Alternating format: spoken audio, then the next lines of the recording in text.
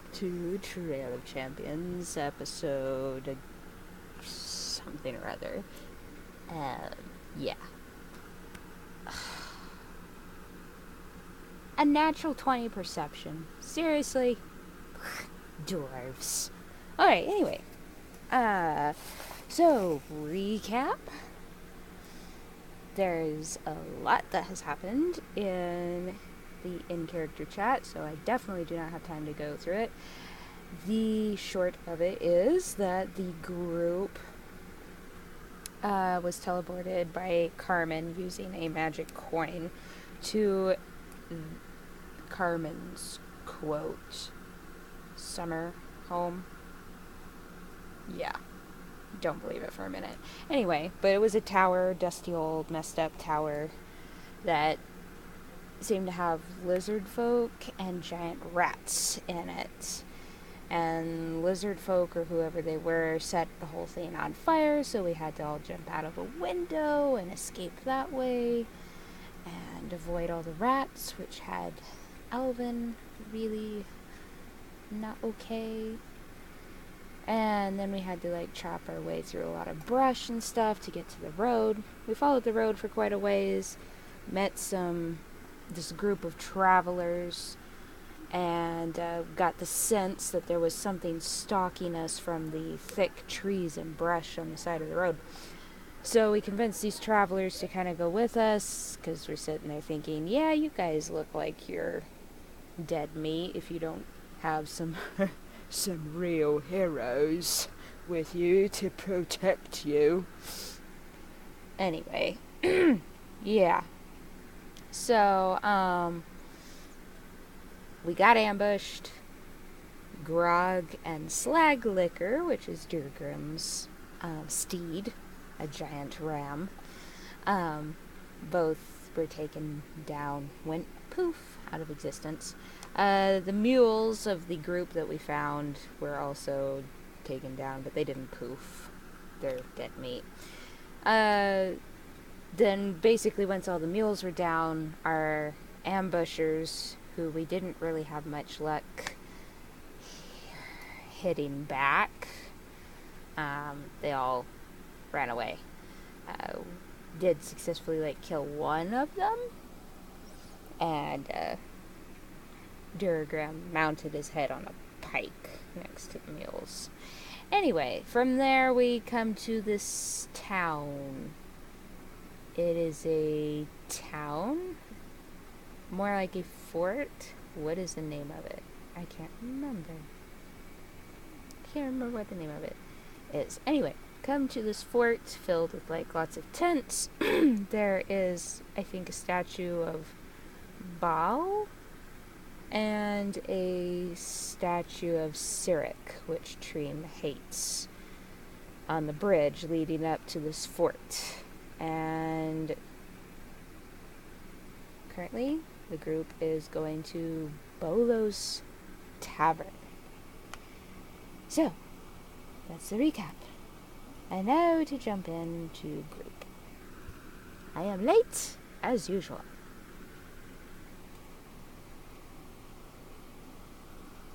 Oh.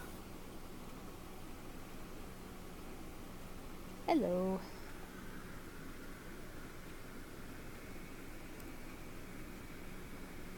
Need to bring over one other camera.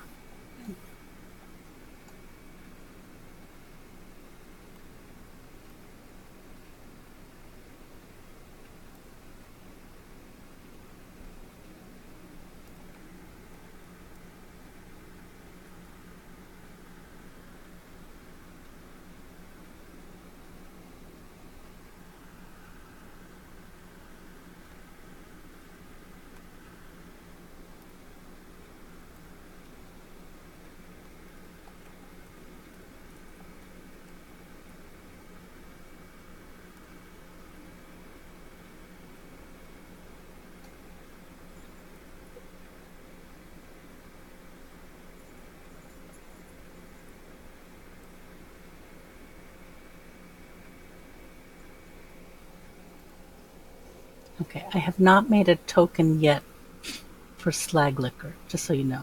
I will do that. That's fine. Right now, if you look at the picture, he looks like one very hairy sheep.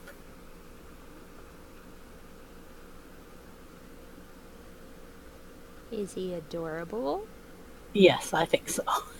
Yes, in his own way. That's what counts.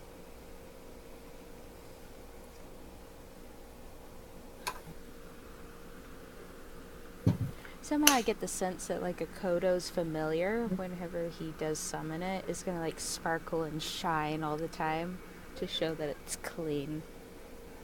I will not forget to summon it this time. I hope it doesn't sparkle and shine all the time, because that makes stealth pointless. He won't care. As long as it looks fabulous.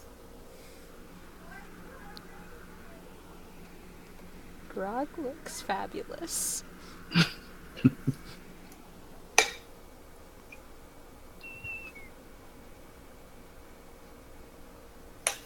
Okay, we don't have to keep this picture for the ram, but that's what I started with.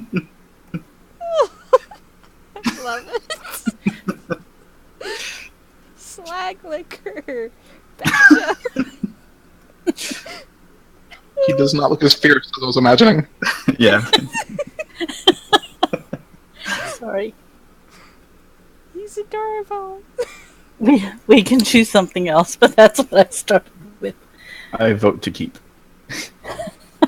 Charge, slag liquor. I'll do some shopping around. Okay. It's a polite way of putting it. I was going to have his token look fiercer.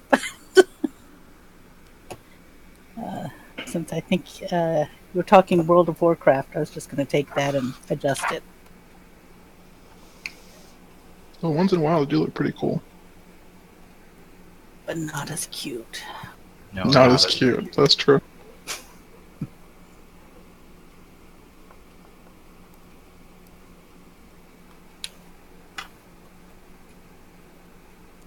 All right, so you guys are currently surrounded by tents. And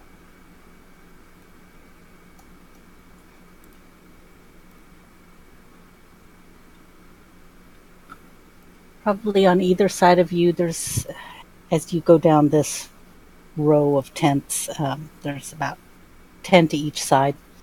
They're varying sizes, varying colors, slightly varying colors, varying conditions. Most of them are kind of like standard with that come to a sharp point at the top.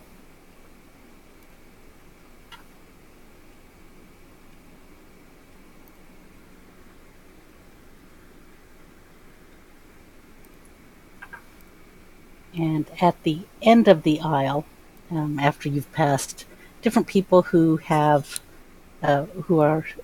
cooking out in these common campfires, they kind of look at you, but they're not unfriendly, but they're not friendly either. They're mostly looking to see if you're going to stop and take a turn at the fires, but you kind of walk on by them.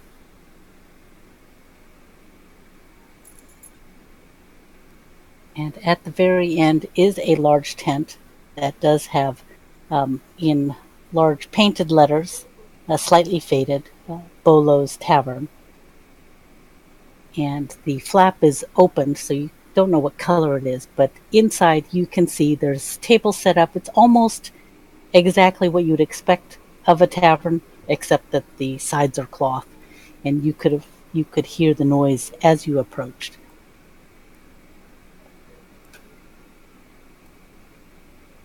On the walk there, Alvin will say, kind of like low dwarvish, so only the group can hear, not overheard by people who are walking by. If we're going to be asking around about Varram, I would imagine there's a good chance he's probably wearing those same purple robes that Resmir was wearing. And so I don't know if it's common for dwarves to be walking around in purple robes. Alvin looks at Duergrim and Aldrik. And I realized Aldrik is not on with Oh, us Aldric's not just here yet. yet. So I look over and I'm missing someone. Okay. Well, while we're waiting, Yes. Duergrim, no one's actually told Duergrim who we're looking for. You were in the Council Quiet, weren't you? Okay, but it was I know we're looking for the White Dragon Speaker, but Mhm. I don't actually know who that is. His name is Varram, and that's about as much as we know. Hmm. He's And a he's a dwarf? dwarf. Yeah. Okay. He's a male dwarf. Alvin's seen a monochromatic vision of him. Was he wearing robes in that vision, Cindy? Yes. Okay, so yeah, it's probably a solid bet to say he's wearing the same purple robes that Resmir was wearing, and that Severin was probably wearing, Acodo, in your vision too. Yeah. Any So, distinctive features, like any long beard, anything like that you could see? I think I remember reading about a beard to the mask. Am I remembering that right? I'm gonna search Discord right now. He's dwarven, so generally there's beards associated with them. So what you remember, Alvin, is that Varram, you could see there was a beard and a mustache. Okay. Any trinkets or anything on the beard? I know some dwarves like to wear stuff on their beards. No, it looked plain, and it did not go that far down the chest. It was Did maybe 6 inches. Did we hear how the council got wind of him being here? Is there like a Harper spy hiding out around here that we were supposed to come talk to? The reports were from the Harpers. They didn't give us like a meeting or anyone to talk to. They just told us to come here and look for him and track wherever he's gone from here. And in that interest, if we're tracking him, it's maybe best to say that we're not trying to kill him. Maybe pretend like we're, friends of his. Maybe someone with a little bit more charisma. Try to convince that hey, we're looking for a friend. Or we're supposed to help him out with something. We're supposed to meet him here, but maybe he was in a hurry. He's gone somewhere. And we just don't know where he went. Have we seen any dwarves since we got Yeah. here? That was going to be my question. Yeah. Do we see any dwarves walking around? Yeah, there's been a couple of dwarves.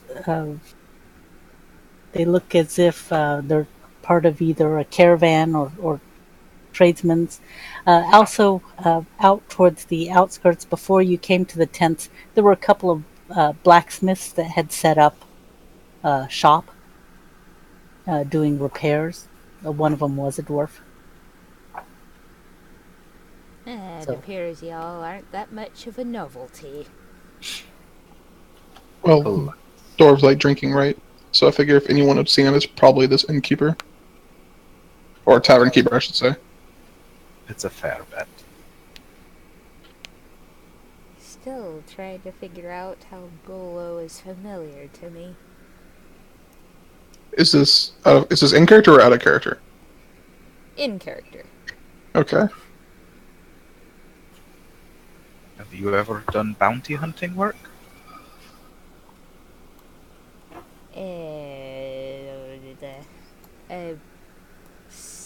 Not straight up bounty hunting work. More like it was a mission and we got a bounty out of it in the process? No. Short answer is no. I had a bounty on my head. Or Porkins' head. What's the status on that, by the way? That got cleared up. They're good. Nice. Now they're just hunting Alvin instead. Oh, well. What didn't Amelia say she had like a meeting with the Open Lord about that? But yeah, Porkin Club is good. And they're not like overtly hunting Alvin. Just secretly. And to be fair, no one's actually said that. That's just my paranoia. That and the Revenant. Yes, and the Revenant. I have a growing fan club. Hey, Aldrik. Hello. Hey guys.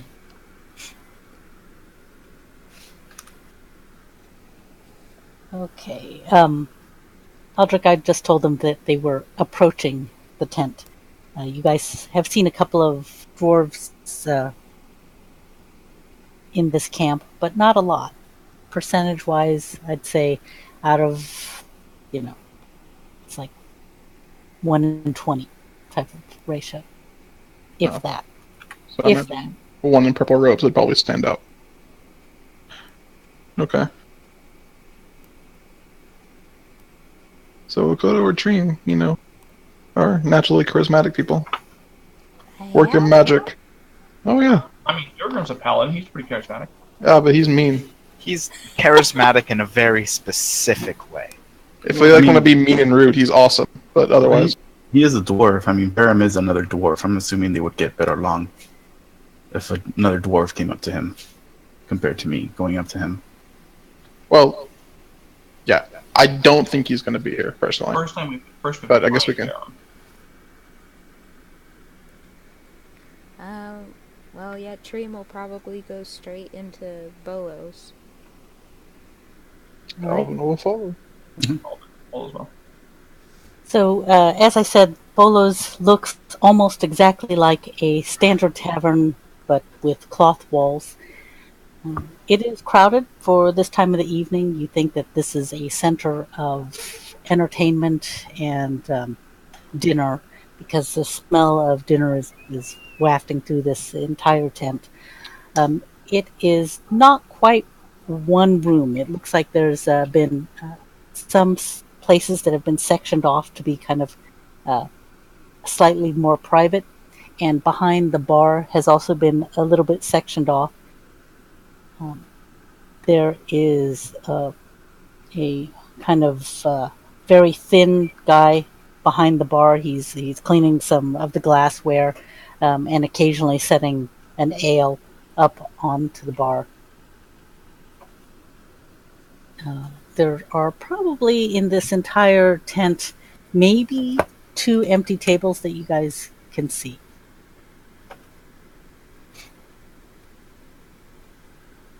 Well, you guys want to grab the tables and just a couple of us will go order stuff? Sure. Aye. Aldrik looks around. Drinks for anybody? Juice. Duergrim grunts. I don't know if they have juice. See what I can do. Water's fine.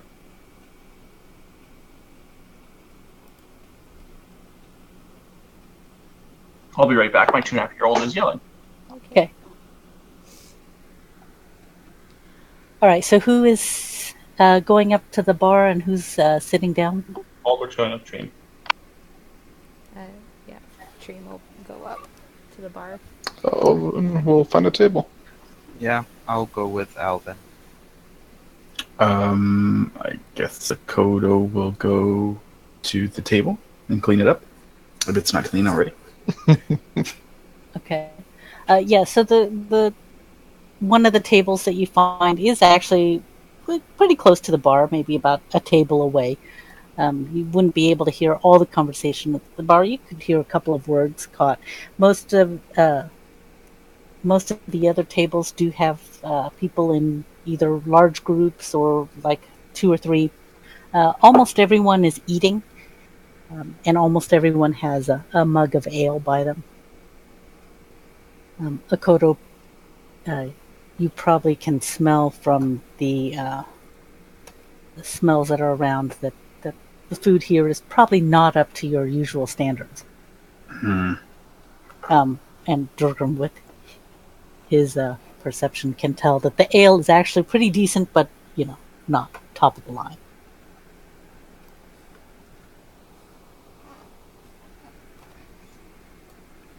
Right.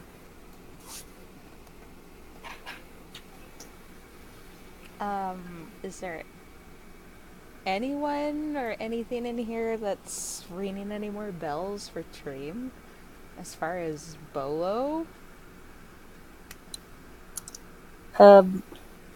Looking around, there's no one that you recognize. You do see, oddly, that one of the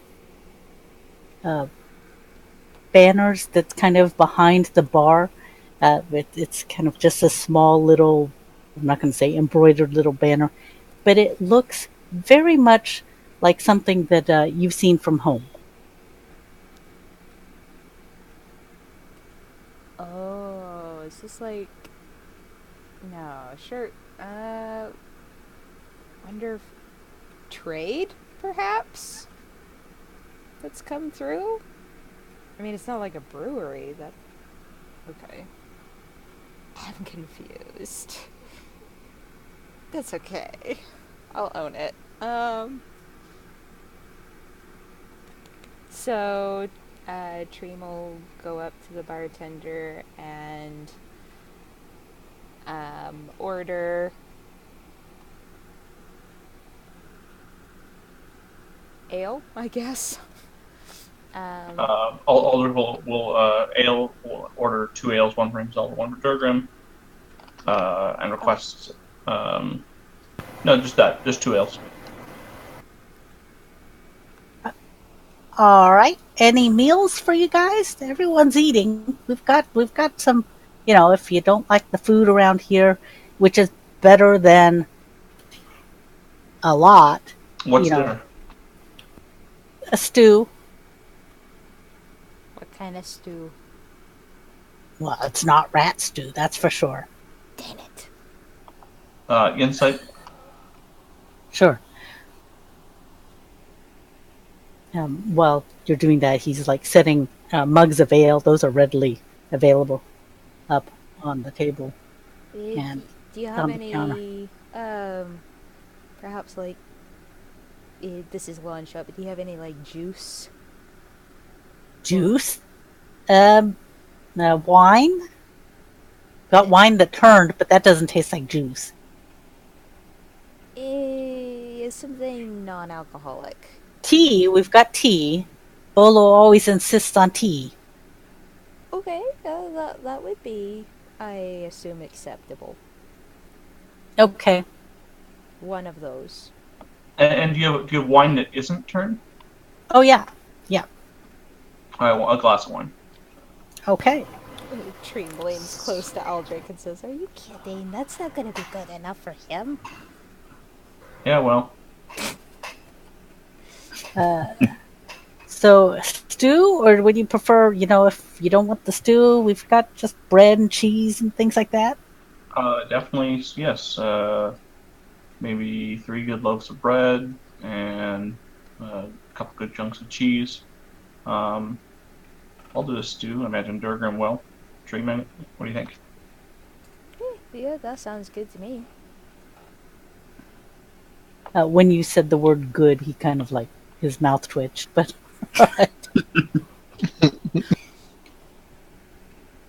yep, we'll bring him on out. 23 on that insight check. Mm-hmm.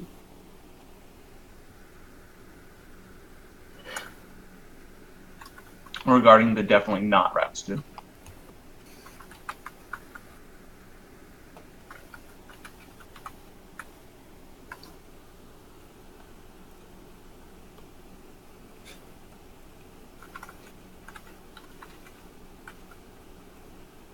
Okay.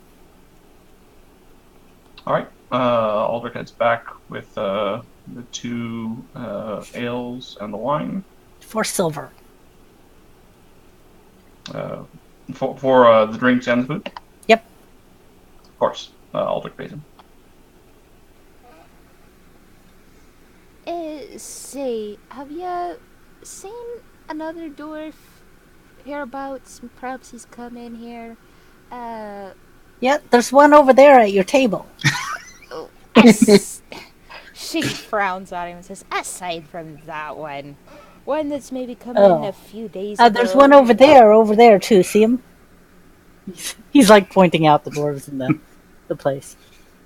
When you look over, it isn't in purple robes. Hey, let me get through my description here. He's okay. likely wearing purple robes and an older dwarf, as I understand it. And it goes by the name of Varram. Ring any bells? He was probably no, but I had some food poisoning. Sorry, I got all sick because I went over on my day off, and Alright, who's in charge of the establishment who might know? Oh, yeah, Bolo. Wonderful. She'll be right out. She's getting a keg from the back. Great. I'll Um, wait for her then. Okay. The flap to the side kind of opens. A halfling that's got really pale blonde hair, up in braids, comes out. She's got a keg on her shoulder that she thumps on the counter, and she goes, "Is that Trym? Trym? Trym? Is that you? What are you doing over here in this neck of the woods?" Where the hell is my ale? She is taking a really long time. Aldrik heads back to the table with the ale and the wine. Trym is suddenly alone. Wait, what? Okay. Ah, thank you, Aldrik. So very kind of you. Thank you. Did you bring my water? I think Trym was giving you some tea. Oh, well, that was nice of her. Trym kind of stares at her for a minute, and then recognition dawns on her face. She actually smiles for the first time since she's been in this city. And she says, Boloredo! Third cousin, twice removed! I know. How have you gotten yourself all the way down here? Up here. As it were. Got my directions mixed up. Well, I won't say I was waiting for you, but welcome to my establishment. What do you think? Trym looks around with a new eye, and pretty good for where you're established at, considering. I'm impressed. Well, it had to be here. Why here exactly? Well, if I tell you, you're not going to steal them away, are you? Oh, I see. Well, you don't have to worry about that. Yeah, that's what you said before. But I saw him looking at you before. She kind of crosses her arms and raises an eyebrow. Did you know? Was it good look? It was too long for my liking. She chuckles and kind of gives her a light tap on the shoulder. Hey, don't worry about it. I definitely won't spend any lingering looks his direction. It's okay. I know that you weren't interested in him. He wasn't really interested in you either. Oh, sure. Well, this one's on the house. Are those your friends? Yes. Would you like to come over and meet them? Yeah, and she takes the money back from the barkeep guy and hands him back to you, Trym. Oh, thank you. And Trym will be sure to hand that back to Aldrik whenever they get up there. Yeah. Did he make you some tea? Only hospitality. Yes, he was in process of it anyway. She'll lead her up there and says, everyone, this is Boloredo Sharpney, my third cousin, twice Just call me removed. Bolo. Hello. Alvin waves. Acodo stands up and gives a slight bow and waves as well. This is her establishment. Aldrik holds up his mug and nods. Duergrim nods and says greetings. And she's been very kind, and all of this is on the house for tonight. Oh, that's very generous. Aye, that is. Where's my tea? It's coming. Okay, thanks. It should be impressive. As long as the water's clean. Oh? We boil it. It's okay. Oh, okay. Thank you. So, got a question for you, Bolo. Yeah. Where looking for a particular dwarf that we're supposed to meet. Sometimes goes by the name Varram. I don't know if that's what name he goes by currently, if you get my meaning. She's kind of glancing at Alvin as she's talking. A slightly older dwarf, possibly wearing purple robes. Polo's like looking between Trym and Alvin. Is it a love interest of his?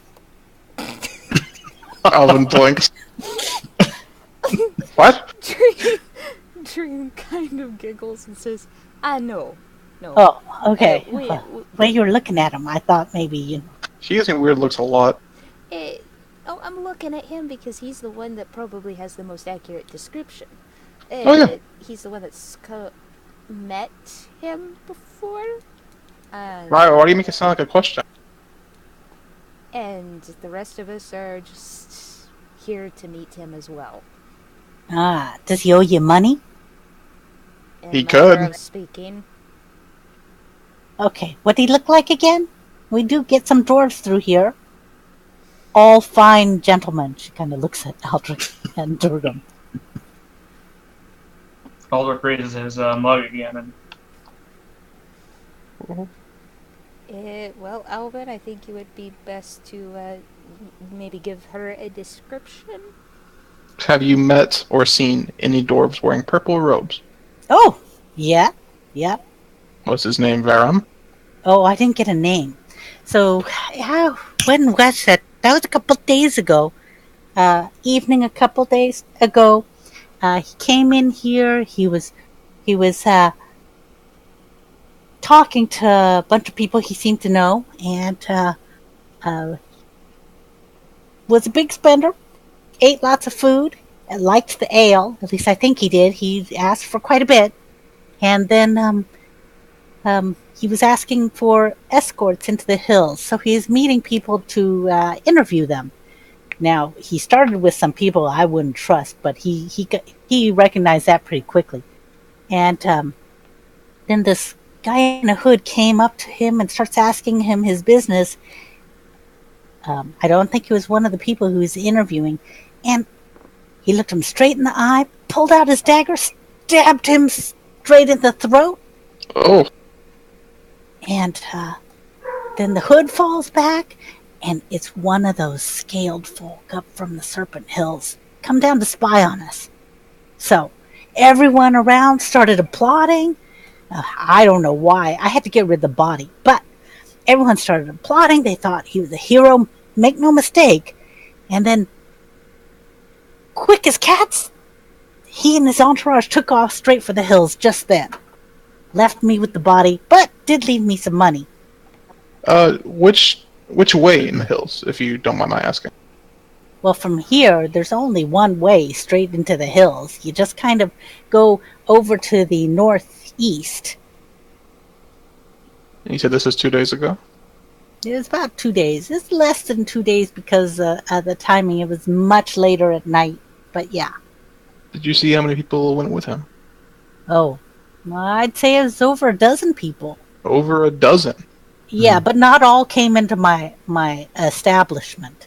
You know, and a lot of them, were wearing cloaks and stuff. I thought maybe they were, barbarian mercenaries or something. I see. Did he say why he was going into the Serpent Hills? I imagine not if he stabbed that lizard folk for asking. Well, yeah, I didn't ask him his business. That's one thing I do is I try not to ask their business. But I'll tell you, because, being a halfling, we can hear a lot of stuff. We're used to listening to things among big crowds of people. Right, Trym? Right, but we never ask their business. Oh, no, we just listen for them. Sorry. So, anyway, I heard that he's looking for a tomb because in that tomb there's supposed to be a divination pool. I see. Do you know who it is the tomb of? Oh, yeah, what they say, Didius. Demius? Durin. Oh, Duranius. I didn't hear that part very well because, it got a little noisy there. Some guy was crooning in the corner. Daedarius. Tomb of Oh, Daedarius. that sounds right. That sounds about right. Do you know of it, Trym? She takes in a deep breath and nods slowly. We're supposed Okay. to get to Marisk. Yeah, To Uncle the Boris did tomb mention of that. Daedarius. Oh, that's convenient. I didn't know there was supposedly a divination pool there, though. Oh, that's a rumor. I think he's falling for a rumor. Or maybe he's just saying that because maybe he heard me listening. But I was pretty sneaky. Yeah, well, you were a very sneaky one back in those days. Dare Oh, say yeah. it's only gotten better as you've gotten out and explored. Yeah, well, I used to sneak out with Duergardo all the time. Don't tell my mom if you see her. I don't think you'll have to worry about that for a while. Haven't been home in quite a while. Oh. But you should at least see Duergardo. Oh, He'd be glad to see you. I'd be glad to see him as well.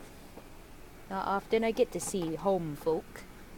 Yeah, especially since I heard his second cousin, once removed, married your first cousin 3 times removed. So you're family now. No, really? Alvin's mouthing this silently after trying to Yeah, connect everything. Aldrik just looks up like puzzled. You can see Trym is looking a little amused and also not amused at the same time. Like, yeah, this is great. This is exactly why I left home. So she smiles and nods. Well, that's an ever-growing family, this one is. That's a good thing for all the folks at home. Yeah, well, Duergardo, we might get hitched sometime soon. But first he's got to wait. He's part of, oh, maybe you don't know. You're not from around here. He's part of the Grinning Ponies. What's that? Oh, they're an adventuring group. They go up into the high moors. They go look for ruins. And they explore and they come back with different treasures and stuff. He bought me this place. Oh, was kindly of him. Yeah, he says when he hits it big, we're going to move out of here. That would be good, I would think. Move to some place where the business is really booming. Does the Grinning Ponies, would they have an idea maybe? How to get to that tomb of Daedarius? Oh, Maybe draw us a map or something, just to be on the safe side. Yeah, he might be able to. Duergardo's the only one of the Grinning Ponies that's here right now. He's waiting for the rest to return. Did the rest go with our friend Varram? No. Spider took him up into the moors. He said, but Duergardo's thinking maybe he went exploring beyond the moors, but they're due back tomorrow. I see. Or the next day. Tomorrow or the next day. I'm not quite sure which. Yeah. I will definitely want to meet and speak with Duergardo. She kind of looks at the rest of the group like, any other questions? Where precisely could we find Duergardo? Oh, yeah.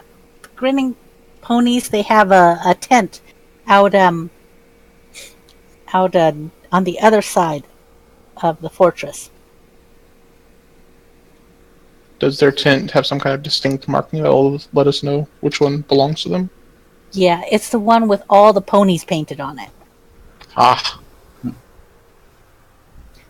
Dorgardo likes nods understandingly. Yeah, he likes to show off a little bit. But they're an adventuring group, so sometimes they want to be hired. Well, that's good for business if you get hired. If I may ask, this is a permanent town, yes? Yes. The paladins came in and helped protect it. Paladins? Yeah, from Altrigard.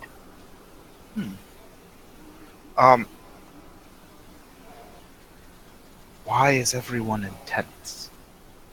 Oh, well, the paladins aren't. They're in the fortress. The tents have been around for a while. They're really easy to pick up.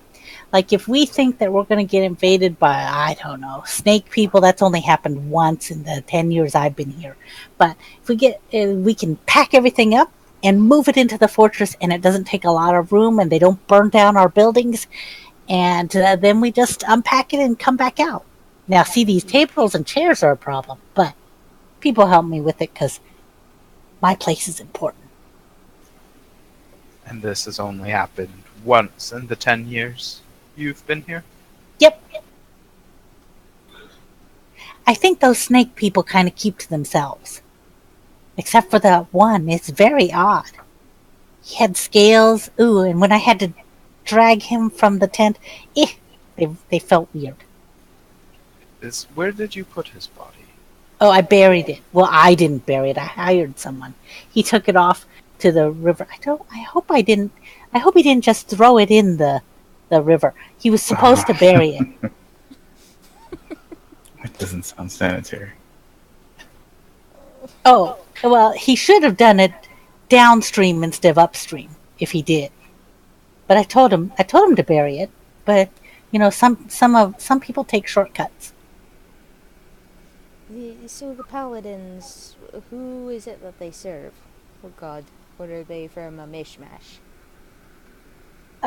They were sent from Ultragard. I don't know if they serve anyone in particular, but right now, I guess officially, they are hired. They're hired by Bram and Theskel. They're the people who pay out the money and people pay taxes to.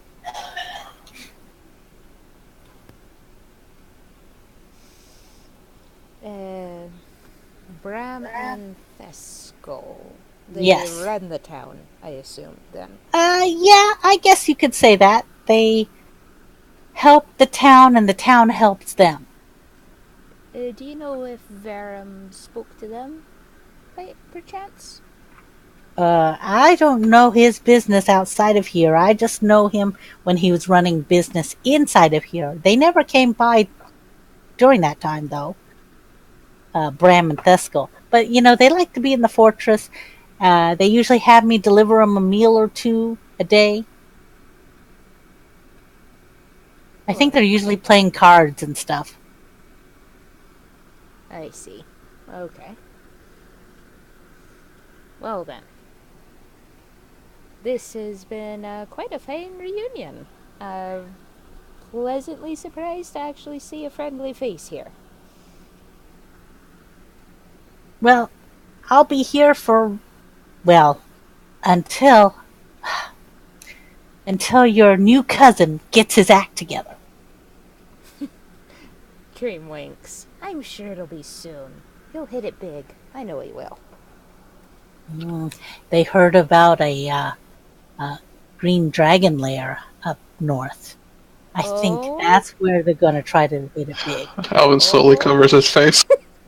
Oh, really? Tell me more about this green dragon lair. Oh, I'm told Dorgardo says it's quite a ways away. It's probably like at least 3 or 4 days travel. So I think that they were going to go scout it out. Though Dorgardo told Spider not to do that, but Spider kind of thinks his own things.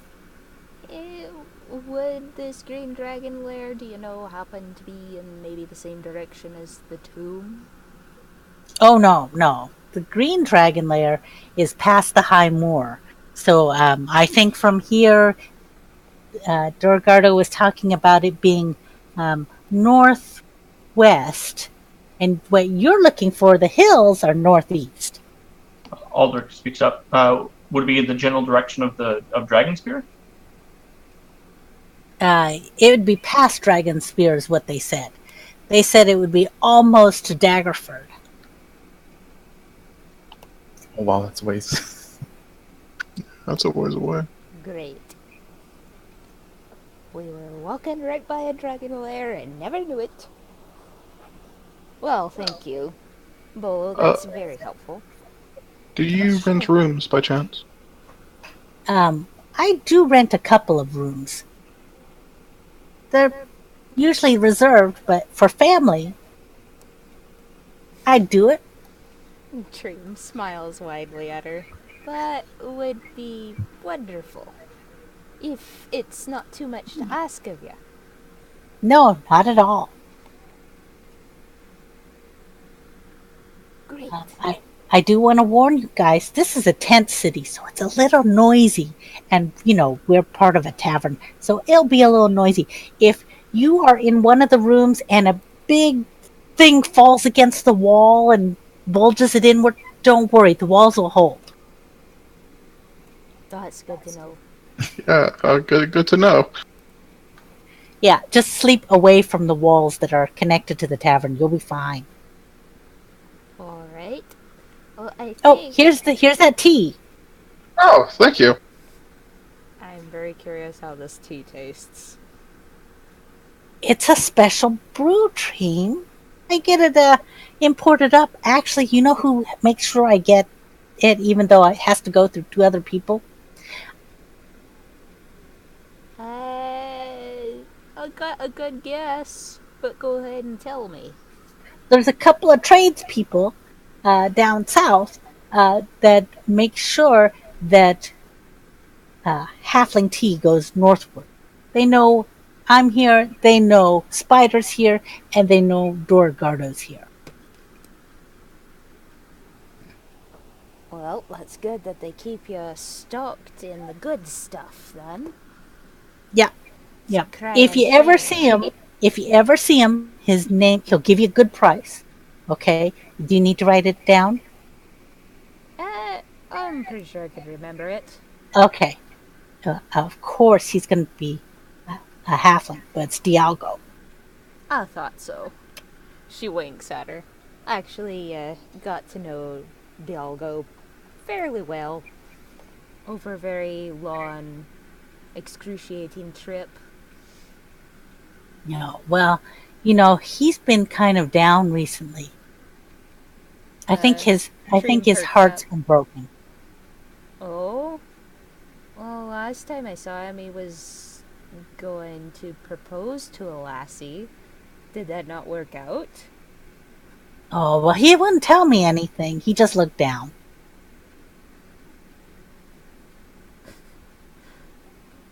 Trym actually looks pretty struck. Well, that's interesting. Because whenever I saw him and the lassie, it looked like a whole set deal. So, alright. That's interesting.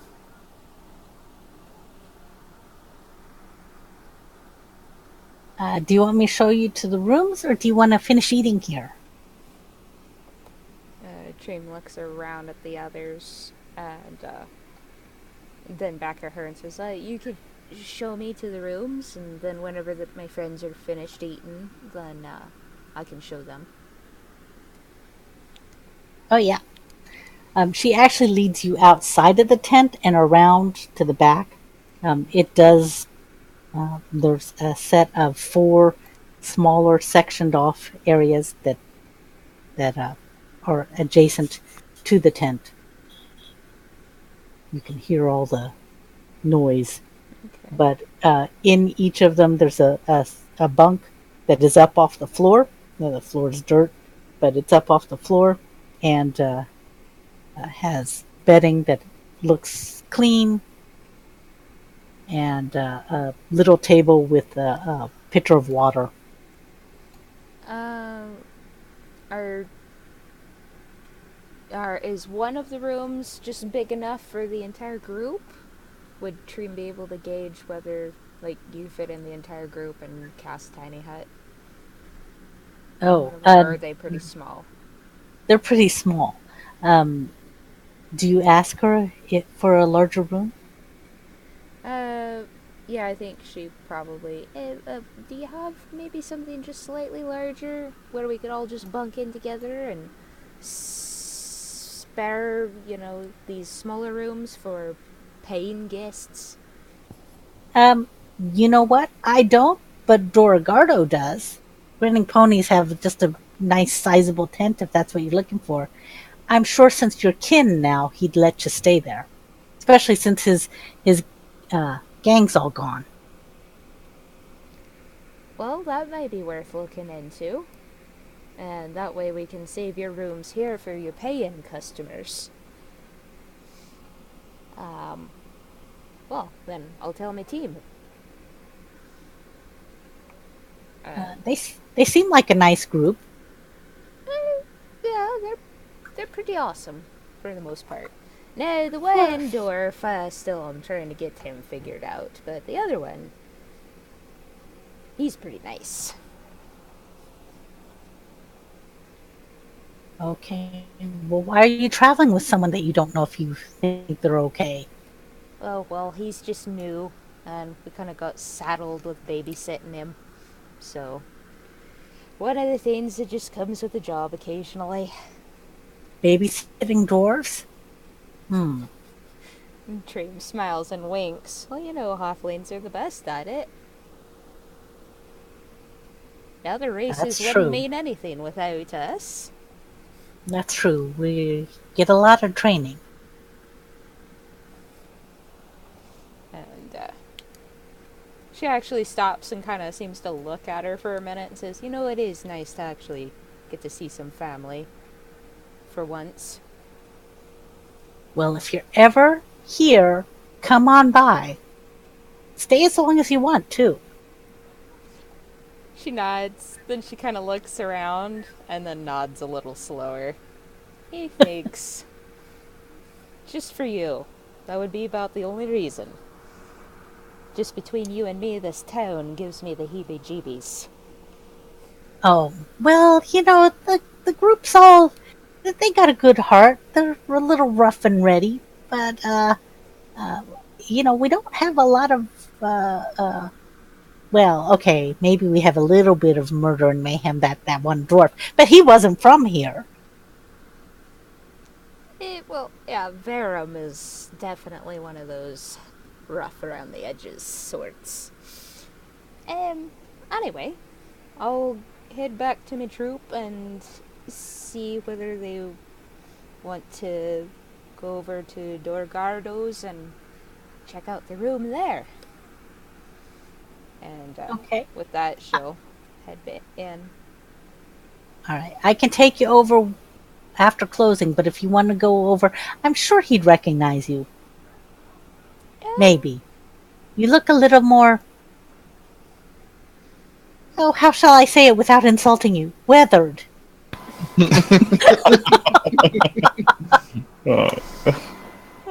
Trym just kind of smiles and her hand reaches up and traces her scar across her face and says, "Ya don't say." But you look happy. She kind of looks surprised at that, and her smile grows. Well, then, that is worth it all. All right, you guys head back. Did this tea poison me? No, it is very similar to the tea you got on the caravan. And Duergrim and I survived this too. Yeah, how's this? Yes. Everything is reasonable. We'll just say it is not the highest quality food, but you've had worse.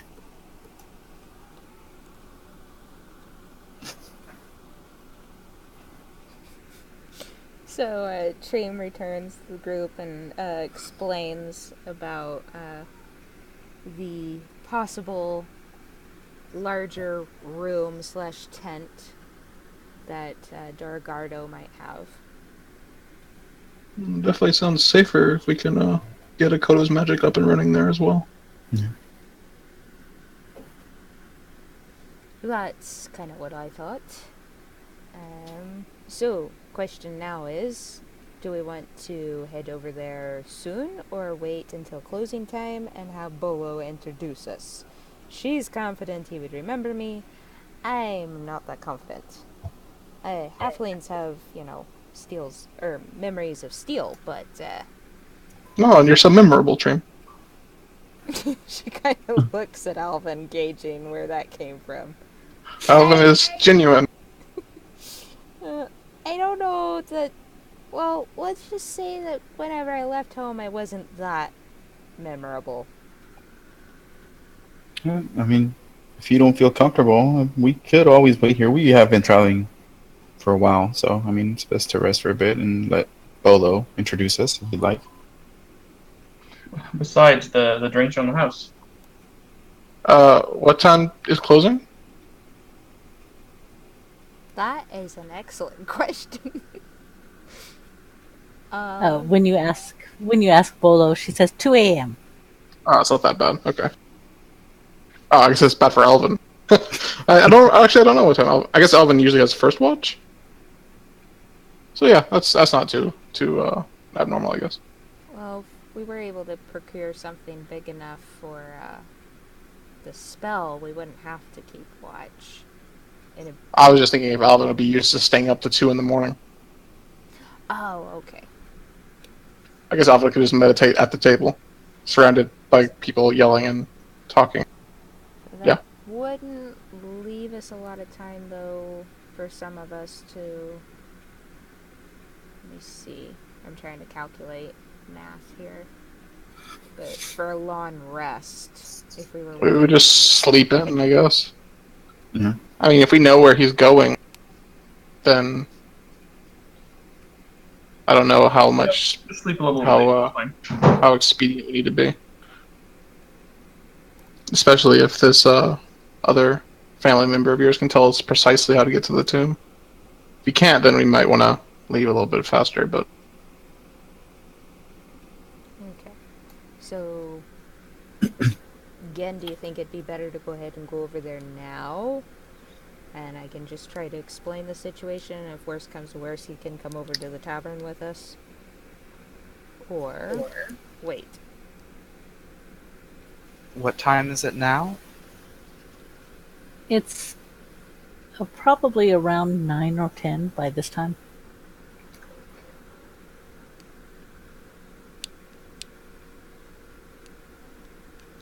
The tavern itself starts to... the crowd starts to thin. Not a lot, but soon you get pretty much the hanger-oners. People who are there to drink versus socialize. Ellen will go with Trym if she wants to go now, but if she wants to stay, that's fine too. Aldrik will speak up. I'd certainly be open to heading over now rather than waiting.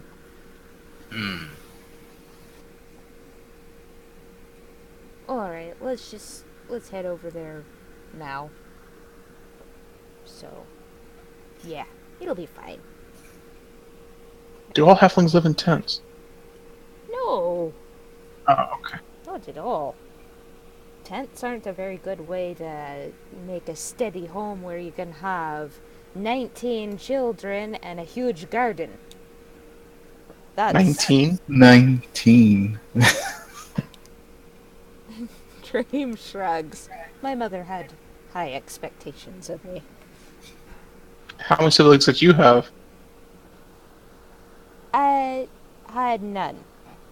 Oh, it's feast or famine then. No, my father just died before they could have any more. Oh. I wish they would have had some more, though. She would have left me alone. At least a little bit. Oh, but you're not alone now. No. She just kind of turns and walks on. I feel like I shouldn't have brought that up. Aldrik shrugs, and you're probably right. It'll be fine. All right. So you guys are able to find the tent pretty easily. You do notice that a lot of the fires that were used for cooking are down to embers down on these corridors. The torches are now lit at every other. It's just a quieter evening. There are some people wandering around, some people vomiting on the corner of tents, things like that. But it's much quieter than earlier. And you come across a tent that is large enough, you think, to fit 20 people easily.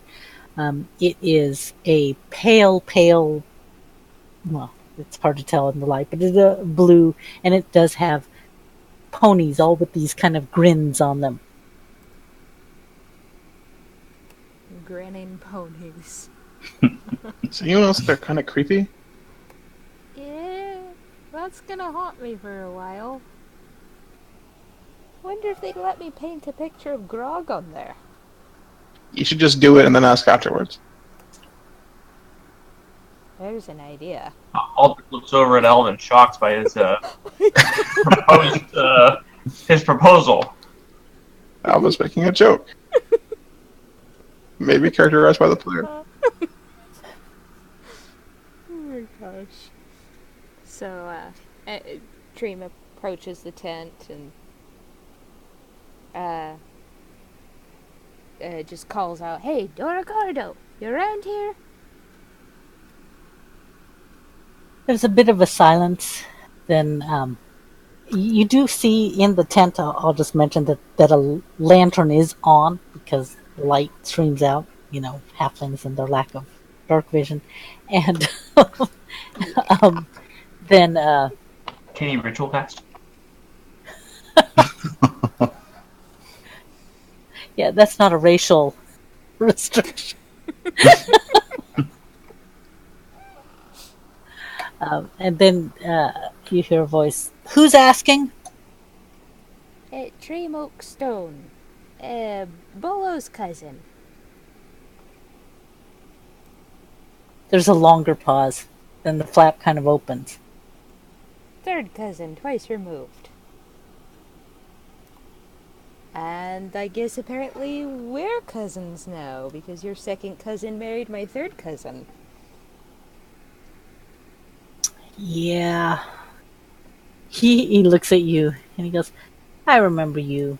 But I'm going to tell you right now, Amelia has no taste. But come on in. Trym kind of cringes underneath that and then walks in.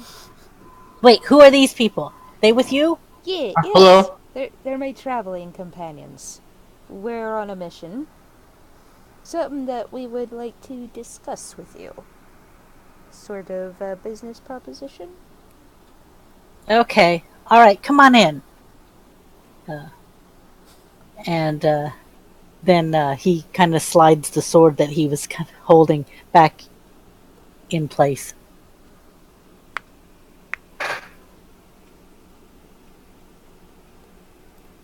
So, Bolo tells me that you're just waiting to make it big. Think you're closer to that? Oh, yeah.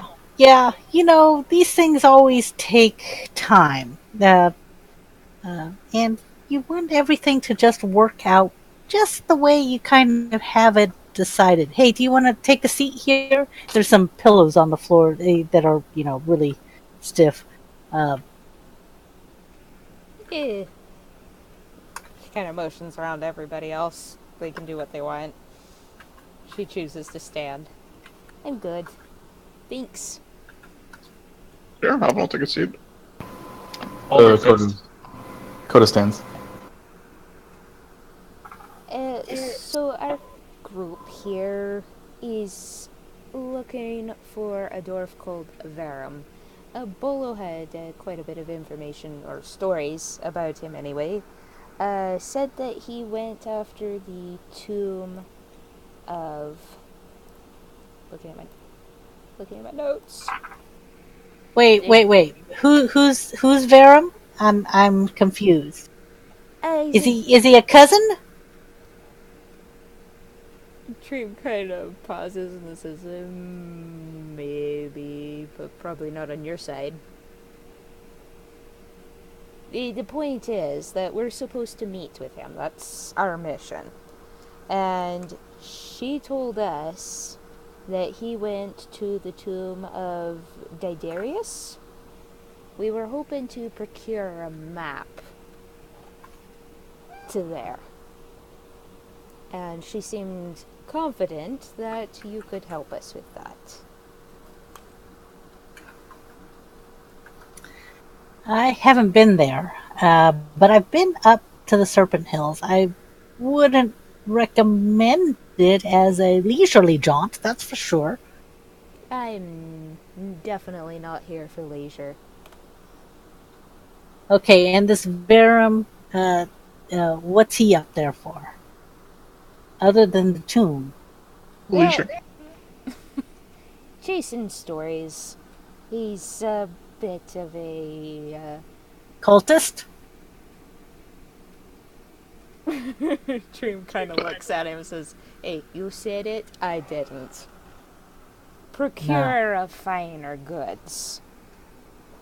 I'm sure that's how he sees it, of some sort. Well, Spider's been telling me that there's been a lot of activity up in those hills. Last few scouting missions, he says he thinks that there's building or something going on. Oh, really now? Of a temple of sort. He didn't tell me anything about a temple, but he did say that there seemed to be bringing in treasures, and usually you think if there's a tomb you're bringing out treasures because you're raiding it. At least that's what I would do. But he thinks that stuff is going in. Fabrics, building materials, thing. I see. And is it men helping or doing all this? I'm assuming it's not dragon lizard type folk. Well, here's the thing. He thinks that there's he says, fighting going on between who thinks they own what. So stuff will be brought in, stuff will be brought out all burnt up. He's not quite sure. We decided we'd let that happen the way it is. So there's lots of ruins in the high moors. That's where we go.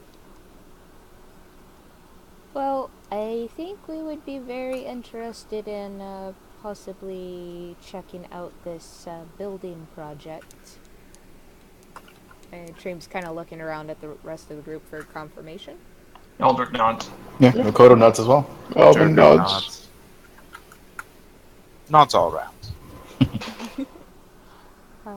So she says, if you could give us a generalized map or something that could help us get there more or less in one piece. Sure. This is your group? Aye. You guys have experience fighting things like lizard folk and trolls and... Aldrik nods as he lists the things off. Yeah, yes and yes. Okay. All right.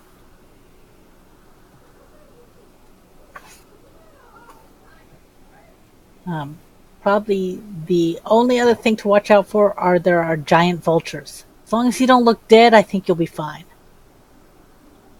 Alvin slowly looks at Duergrim.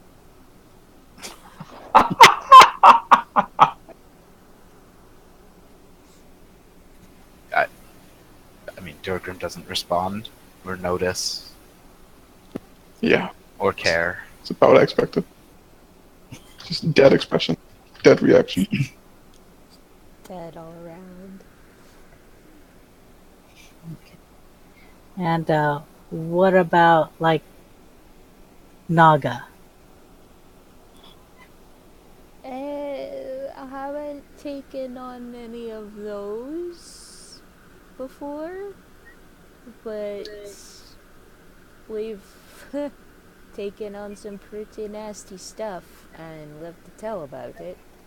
What is a Naga? Aldrik speaks up. Is that what the snake people are called? Yeah. Yeah. They're a little dangerous, but if you've taken on all sorts of dangerous things, you shouldn't have any problems. Maybe I should take you guys when we go dragon hunting. Oh, dragon? Aldrik perks shakes up his a head little at and that. looks down. Focus, Trym, focus. Do Naga have any particular weaknesses or dangers we should be aware of?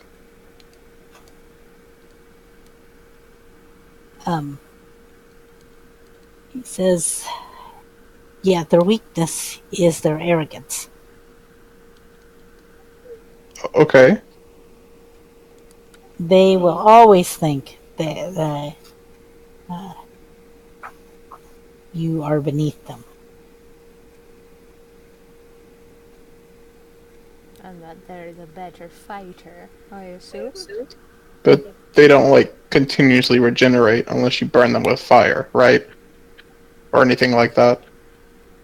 Not that I know of. I haven't noticed that. Okay.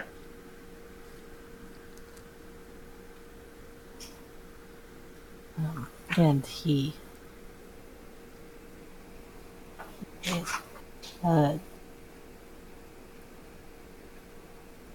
I think you guys will do fine. And if you do survive and you come back here when I've got my my group, we'll take you dragon hunting.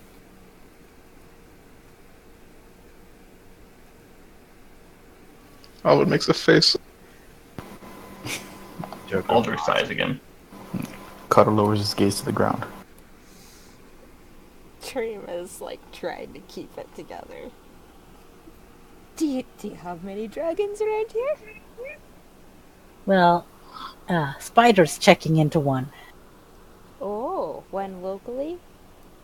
Well, north. Okay. Any particular scale color that you know of? Green. I knew it. Well, there's green to the south in the Forest of Worms too, but they aren't ones that have been, at least not that we know of, attacking as much. This one's older. We think it's got a good treasure. We want to find it. An elven treasure. Of course it's older. Books! Lots of books!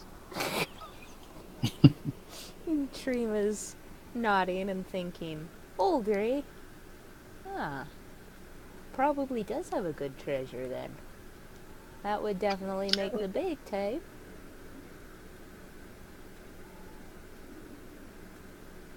How many people are actually wanting to go after this thing? And how skilled are they? Just out of curiosity. Well, our grinning ponies have 6 members.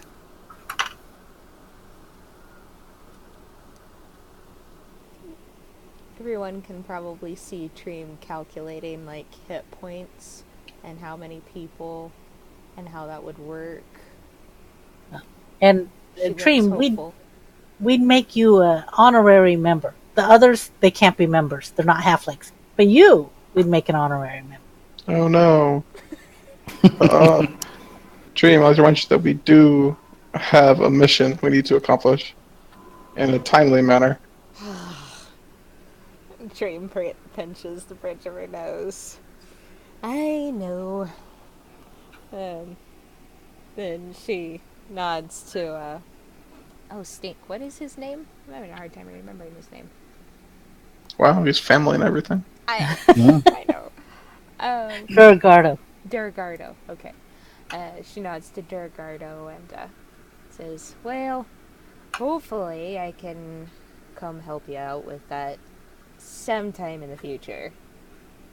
Though, as my monk friend said, we are on a mission currently."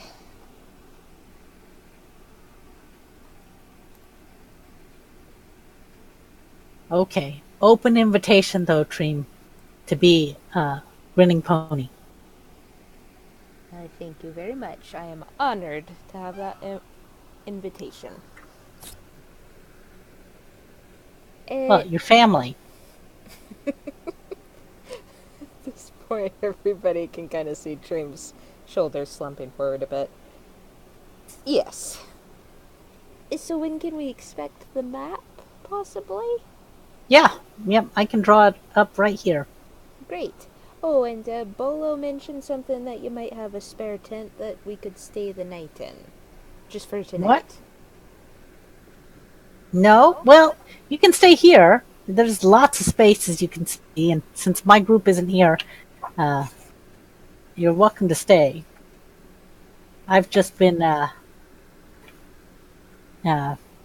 making maps for the High Moor right now.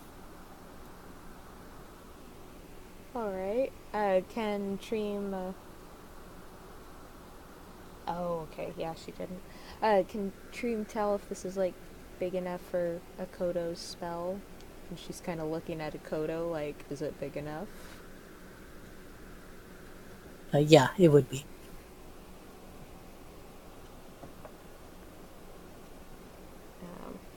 She turns to him and says, "Well, if you don't mind, we don't want to disturb you, but I didn't exactly feel comfortable. Bolo was going to give us all free rooms, and I didn't want to take away from one of her branches of income." Oh, yeah.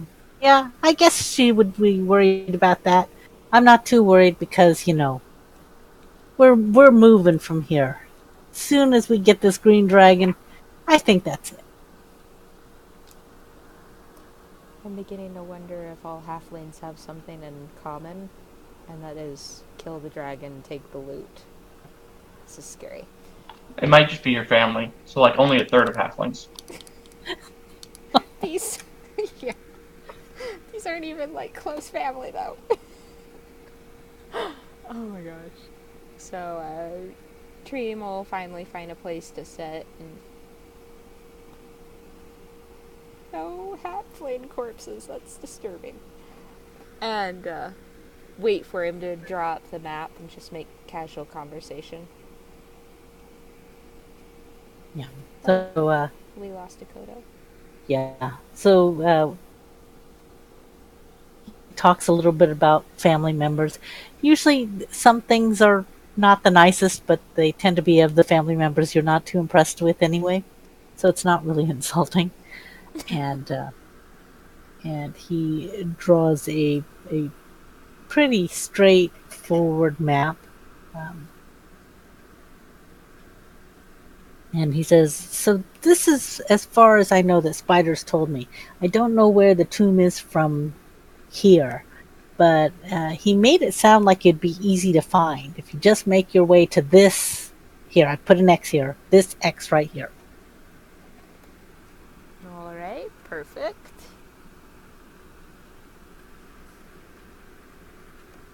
What do we owe you for this map? Your family. I know. Wow, family's so nice. You come with me to go kill that green dragon. Alright, you have a deal. Eventually. Aldrik looks up and, like, holds up his hand. Of course, my mission takes priority first. Unfortunately. But yes. If we could get you and Bolo a good start, that would make me happy. Yeah, I'm not too worried. I think we've got a good start. I'm just trying to milk a couple more expeditions.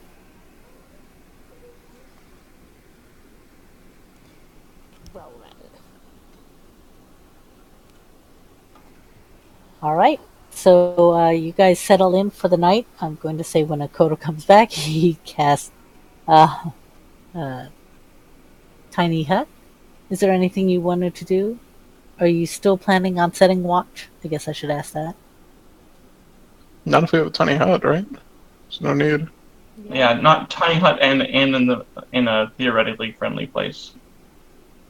And I think Trym would go ahead and, since they're getting ready to bed down, she'll summon Grog again. And he can help keep watch. See, how many people can a tiny hut hold? 10? 10? Oh, okay. It might be more. Well, 9 creatures of medium size or smaller can fit inside this dome with you. Duergrim will summon Slag, but I mean he'll summon him outside the hut, Yeah. probably outside the tent. Yeah. Trym will probably do that as well, and have Grog go ahead and keep watch just outside the tent door. okay. So you guys settle in the tiny hut. Duergrim goes through his evening routine. He, since it's opaque from his side, he doesn't realize that you guys can see through. So when he walks through his tent naked, you just gotta have to avert your eyes. And Aldrik chuckles out loud. Trym has just got her face buried in her hands. Oh. and yeah, he's singing and humming and stuff like that as he gets ready for bed. Then he goes to sleep. Is there anything you guys want to do the next day before? Well, I was wondering. So while Acodo is dead, no, just kidding. Oh, I have to log into my phone.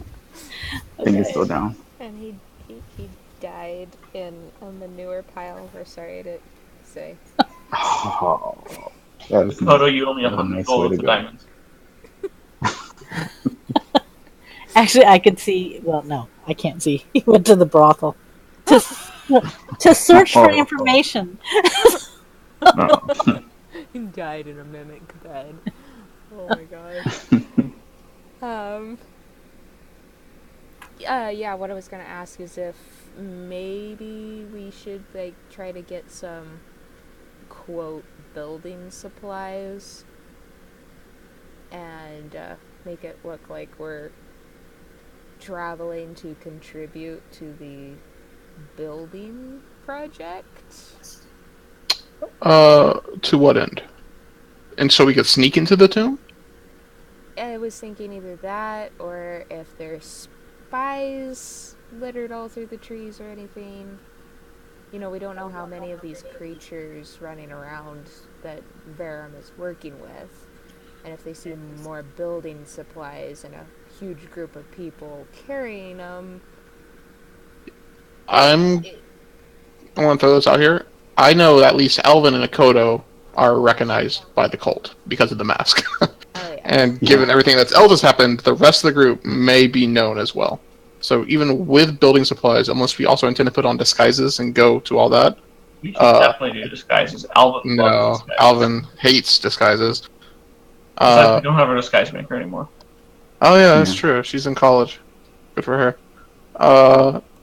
Yeah. In my opinion, that's too much for this. But if we want to try and sneak in, We have. I mean, we could try and sneak in. I just wouldn't deal with disguises or anything else. We just try not to be like super obvious. Right. I mean, we don't want to be like, "Hey, here we are." yeah, sure, we just kill them all, Yeah. all the way down. My only thing is it sounded like he was hiring people from the area who weren't cultists. That's the thing, is that it didn't sound like he was surrounded by cult. and maybe I'm the only one getting that. But he was Did- like interviewing people, and then he hired like mercenaries.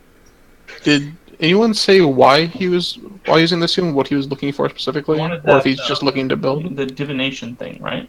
And okay, so the fact that he doesn't have the white mask on him makes me wonder if he needs to divine his mask. But this also sounds like they're building something, so that could just be totally off base. Well, and the other thing, the whole everything coming out burnt. Does that sound slightly odd to anyone? Yeah. I don't know why that would be though. Wait, I mean, what was there's coming one out? thing I can think of that burns stuff. I'm just tossing it out there.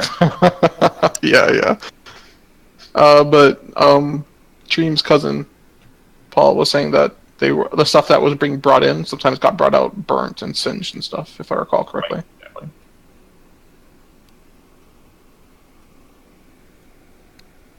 So I don't know if they were using it in some kind of ritual, maybe, or because I don't know why they would bring things down just to be scorched by some kind of dragon. Right. No, either, like he said, there's a turf feud going on, or something's not going right for them. Like, there's a dragon that burns decorations that he doesn't like, and then they take it away. I'm hesitant to think it's a dragon at all because A, he's the white mask holder, so if it was a dragon, I'd think it's more likely to be a white dragon, right? So that's ice, not fire. And B, there's a green dragon relatively close by, powerful enough to have a big horde. So I don't know how likely it is for another, chromatic dragon to be nearby. There might be some other kind of dragon kind that also does fire. I don't know. Yeah. So Either way. that was just my reasoning for maybe that we should look like we're carrying supplies, because it sounded like he was hiring all locals or something, not surrounding himself with cults. Yeah. If it were me, I would just walk up there and, try and be somewhat sneaky and go in. The more wagons and stuff we have with us, the more attention we attract, the more likely bandits are going to notice us. Stuff like I would say just go with the whole where a group of adventurers come to check out this tomb. I mean, Varram said or I guess the cousin said that Varram looked like he'd hire like barbarian mercenaries, right? We could be mercenaries he hired as well. And we don't have to carry anything but our weapons.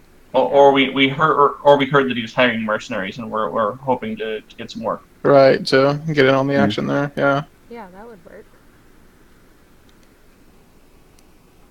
Okay, good planning session, guys. At dawn, we plan. So, we leave. Yep. So you follow the map. All right. So heading out of the tent town is not difficult. It's, per the map, it's pretty straightforward. And in fact, you're about a couple hours away from the town when you realize that you almost don't need the map, because it looks like a big group of people have just moved and walked pretty quickly, leaving lots of tracks. Oh wow, so they're not even trying to hide it. That's interesting. The weather's pretty nice, and like I said, it looks like they were moving with a lot of haste. But you estimate that you are probably a couple days behind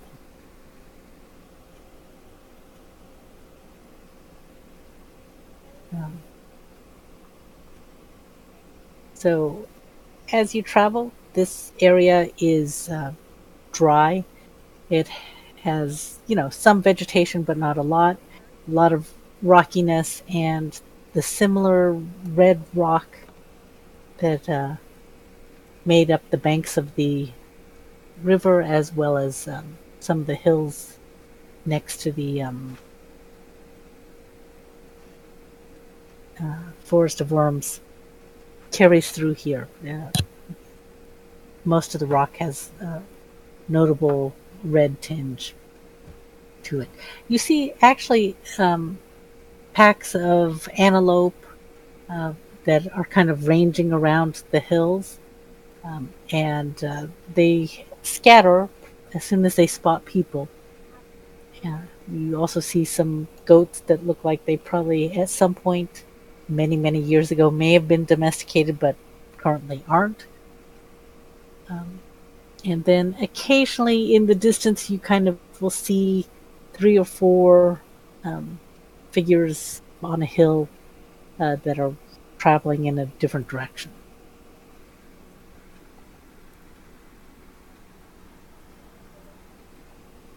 You do also see the vultures that you were told about. They don't seem to pay any attention to you, especially since you guys are moving. Okay. Not even to Duergrim. Is this a? Did we do a rest or anything? Like, do we sleep or we're just taking off? Straight? Oh, Oh no, this is the next one. We took a long rest. You did tiny hut and everything. Oh, okay, sweet. Coda, don't you remember? It just happened. No. Must have been that wine I drank. Yeah. Well, I guess Acodo by now would have had his familiar. Okay. Because it takes like about an hour. What does it look like? It's I posted up a picture a while ago. Dang it. It's a. Oh, I that can't post anything. But it's a medium-sized owl. It's small. It's you can see like little blue streaks of arcane energy forming around it. And this is Winston. Winston. Yes. I like it.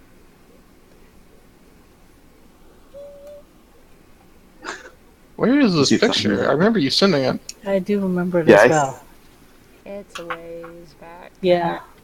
Uh, I could probably upload it again. That would be I gotta nice. search I through have my to phone. find it eventually, right? I just found a picture of a giant poofy dog. Let's see if I can try to upload it from my phone. The poodle mastiff. Oh, found it. Oh, you got it? Can you pin it?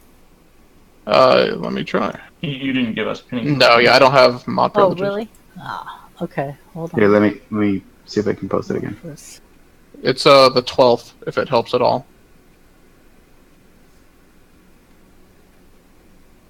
Oh, that helps. As this tree. Oh, that's cute. Oh, that's right. Okay. As Tree Oh, stares at it, she asks, "Does he talk to you? Like Grog He talks does. to me?" He does. So, okay. So he can tell I you can- whenever I ditch him on a shopping trip. Way to Well, go, Tree. I would never. Yeah, I would never have him accompany you on a shopping trip. I don't think I would ever actually go on a shopping trip. Yeah, exactly. But yes, I can communicate. He can communicate with me mentally, and I can, if I send him far away from me, I can see through his eyes. Oh, wow. That's nice.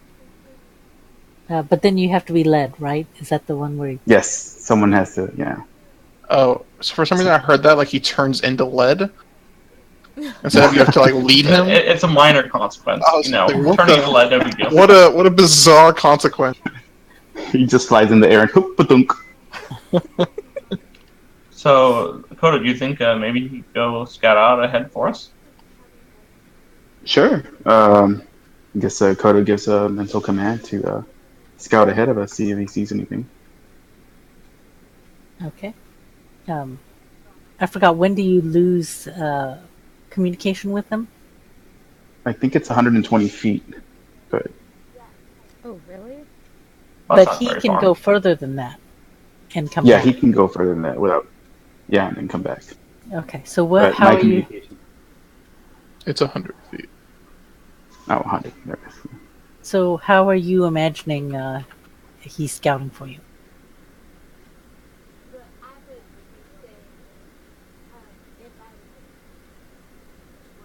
what's the surface like? Is it like, is it flat? Is it flat grounds or is it like rocky or? It's rocky. It's pretty much like the picture in the upper left-hand corner. Yeah.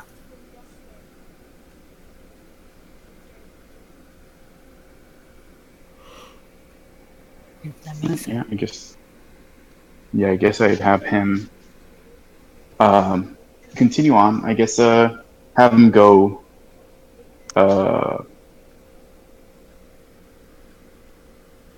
want to say maybe around 300 feet or so, and then make a circle, and then come back. And I would have him avoid those vultures. Okay.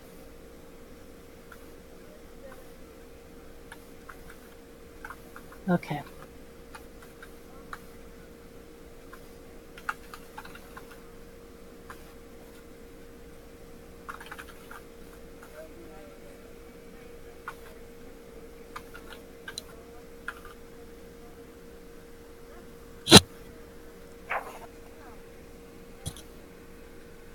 So Kodo turns to the group and says, further up ahead to the west is a bunch of lizard folk hunting antelope. And towards the east-west is a ruined settlement. Sorry, that was a typo. Oh, I thought you were like trying to short it down. E-west, you fit.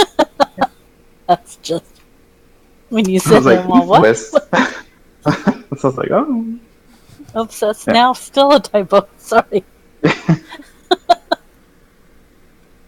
That's And what direction is the map leading us in, roughly? So you guys are going northeast. So if you look on the map where the Serpent Hills are,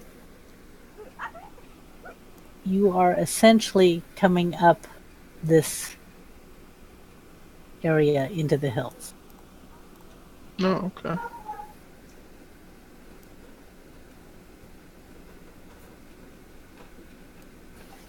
Well, I suppose we should avoid the lizard folk and the...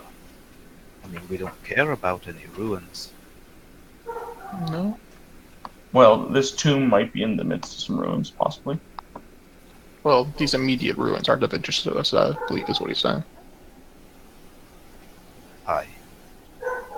How much further on the map is it supposed to be until we get to the tomb? So, per the map, this is late in the first day. It looks like it will be another day before you. Oh, okay. Sometime All right, well, that's in fine, early whatever. afternoon. Oh, my dog's really irritating. He's scaring ghosties away. He's protecting the house. Okay, I guess we'll go until dusk-ish and then make camp. Okay, go ahead, roll a survival check. Oops. And then, All of us? yeah, whoever wants to, and I'll be right back.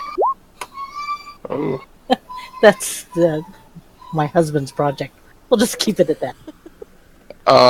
okay.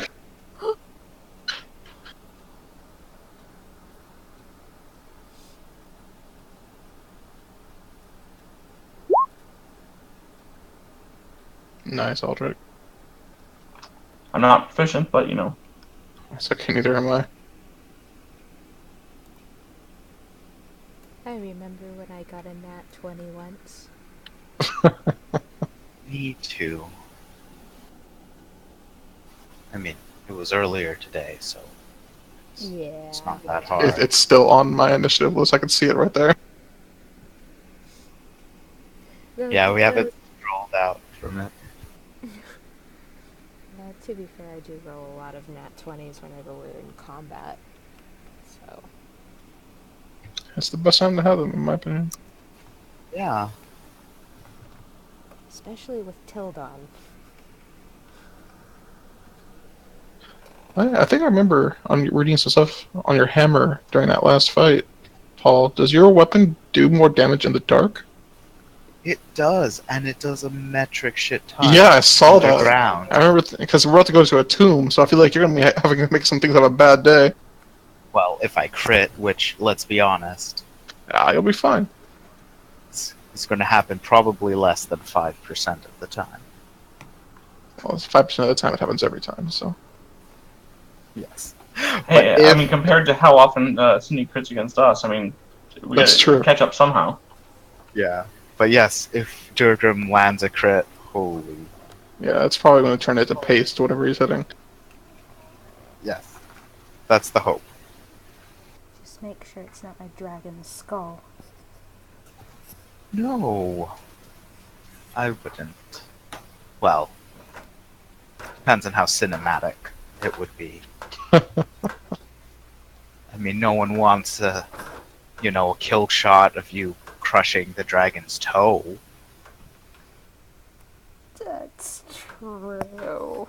But his neck would be preferable. Or his rib cage. Right Yeah, over his maybe. heart. Yeah, straight, just cave in his rib cage, Game of Thrones style. Ugh. Gods, I was strong then. Yes.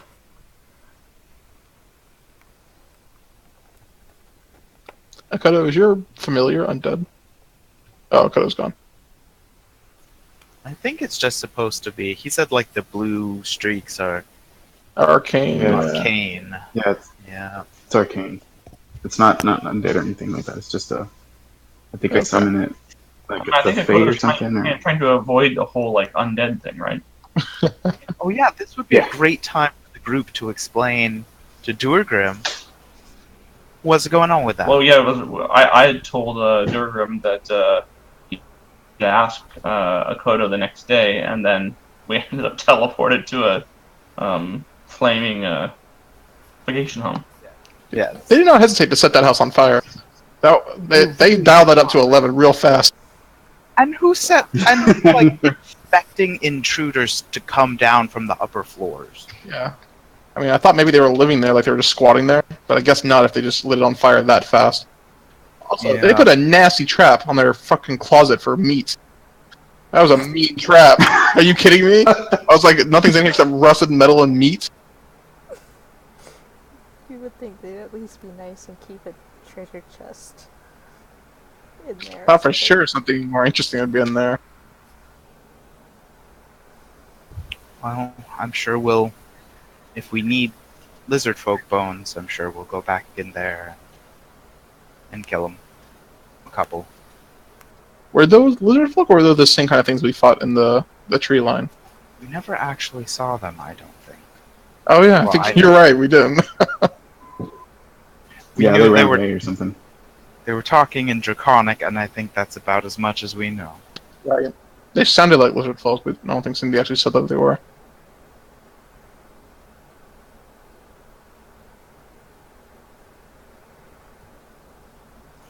Yeah, if none of the local natives are lizard folk, then we do know a lizard man who might be able to help us out. We are not going to kill Snapjaw. No, not kill him, but he might have somebody that he wouldn't mind being killed. That's true. That whatever that other guy was, who was Yeah, fighting what's for the control. one? Maybe we could make up for quality with quantity. Like, I'm sure lizard folk lay a lot of eggs at a time. And just lots of little bones, you know? That's dark, man. Trym would never do that. No. It doesn't matter how evil they might be when they grow up, they're babies.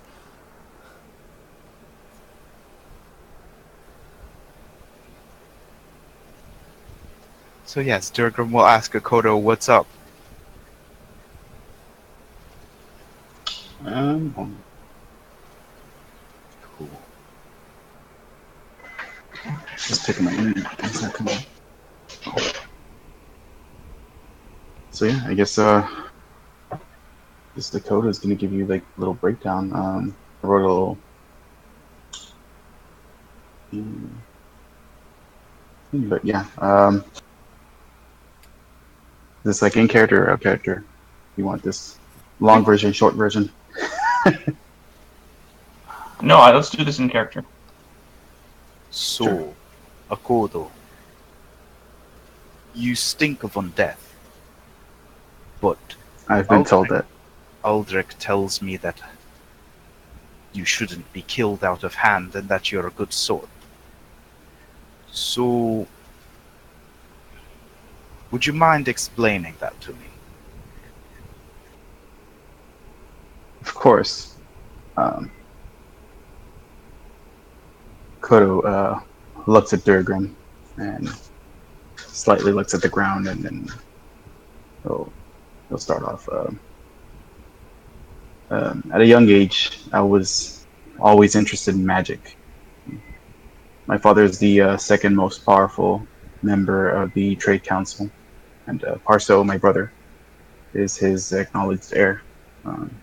Because there was little chance of me obtaining a title, my parents and my brother were aloft and provided little attention or affection towards me. As a result, I spent most of my time in my family library reading on the arcane arts and various other things that grabbed my attention. On my 18th birthday, I was summoned into a meeting with Lord Guldegast and Lord Regent Guldegast, two members of the top of my nobility chain, as you would say. In this meeting, I was instructed to spy on my Aunt Carmen, which you previously met in Waterdeep. Someone who was considered dead to my family since she abdicated her right to title to study magic. The two lords joined to ensure my Auntie Carmen could not return to take over the house. So I was instructed by them to spy on her. Lord Guldegast offered to pay for a power pact so I could obtain some measure of arcana. I mean, not having magical abilities of myself, I immediately reached this task.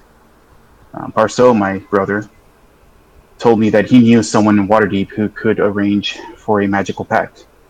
He went on to tell me that this contract had arranged 4 pacts with the Great Old One within the Lord's Alliance.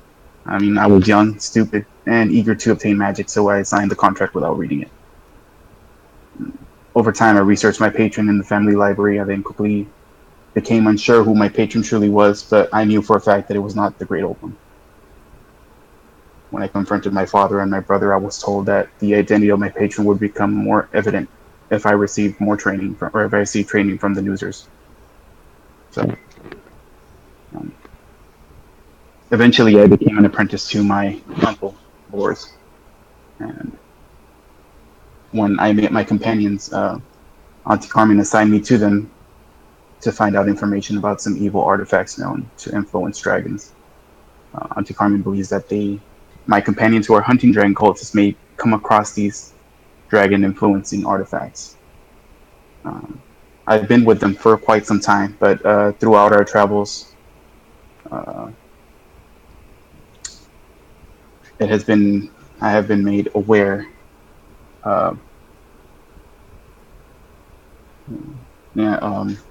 Throughout my travels, I came across my contract. Well, I summoned the courage to obtain my original contract from my brother, which I immediately gave to my uncle, who later told me that my patron is known as the Shadow King. He's identified as an ancient arcanist king by the name of Warlock. He is apparently seeking to assemble something called the Crown of Horns. Our recent travels took us to Luskan, where I met the arcane mage, Arklin Grief of the Arcane Brotherhood. He is known to be a lich himself, so I figured he would be able to shed some light on my situation. I know very little about Warlock, but I have been told that he is rather picky when it comes to his vessels and does not lend his power without a plan. At this point, Acodo rolls up his sleeves and shows his forearm at Duergrim. And he tells him, "At first you cannot see it, but if I twist my hand like this, you can catch a glimpse of a symbol that looks like the crest of the Arcane Brotherhood. The Archmage tricked me. He cast a warding spell on my forearm to prevent the Shadow King from taking over my body. I cast a spell on it, and it is indeed a warding spell, but I was told by a member of the Arcane Brotherhood that the Archmage often uses glyphs to help control people. One trick he had was having it triggered by having a dispel magic used on it other than his own. So my uncle tells me that the Archmage would view my patron as a rival at the least and an enemy at the most. and he wouldn't want a warlock with him as a patron challenging him. So, I mean, I've gotten various clues here and there in regards to severing my contract with this Shadow King. A few of them result in my death, others result in visiting another patron, which despises the undead, and the last involves finding a brass dragon by the name of Luelthra. So, and Acodo just gives a slight shrug and says, I haven't had any contact with the Shadow King while or after signing my contract, which is why I have not moved my situation to the top of my priority list. Currently, stopping Tiamat is at the top of this list. I have, however, been collecting bits of information here and there, as I have previously mentioned. But that is my situation at the moment. So, to summarize, you signed a contract with, I'm assuming the Shadow King is a lich. He is. And you've been told he may try to possess you at any time. And to prevent that, another lich has enchanted you and may end up taking control of you through that enchantment. Yes. So,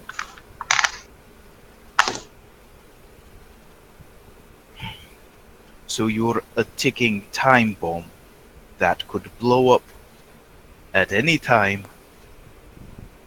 at a lich's whim. To be fair, the warding spell triggers when it's attempted to be dispelled. So as long as we leave it as is, for now. And this is actually a warding spell. So if the Shadow King does try to take over my body, it will be thrown off to the other nearest vessel. So, that's what you were told. Yes. So if your patron tries to possess you, they instead possess any random passerby nearby. No, I believe it. He should possess another. As I said, he is rather picky with his vessels. So I'm assuming any. I guess Acodo would lift up his shirt and show the back. I guess his back. His tramp stamp. I guess. Yep, the tramp stamp. No. So he'll show it to Duergrim. I don't have. My phone's acting weird, but I don't know if you can. Someone can post it or look for it. Or I'll post it later. But Sauron tramp stamp. I am searching tramp stamp in Discord.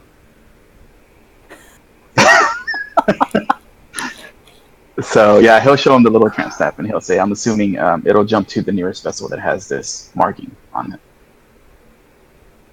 it." It's not where a tramp stamp normally is. I'm not seeing a picture of it. Did you actually send us a picture of it? Yeah, but tramp wasn't in the same chat as it. Was this a different chat completely? Yeah. Oh, okay. I have it saved on my computer, but my internet's not up yet, so I would have posted it by now. But let me see if I can try to take a picture with my phone. I don't know that I'm particularly comforted, but at least I know what's going on now. Thank you for telling me. One thing that's going on. Yeah. I know one more thing to be highly concerned about with this group.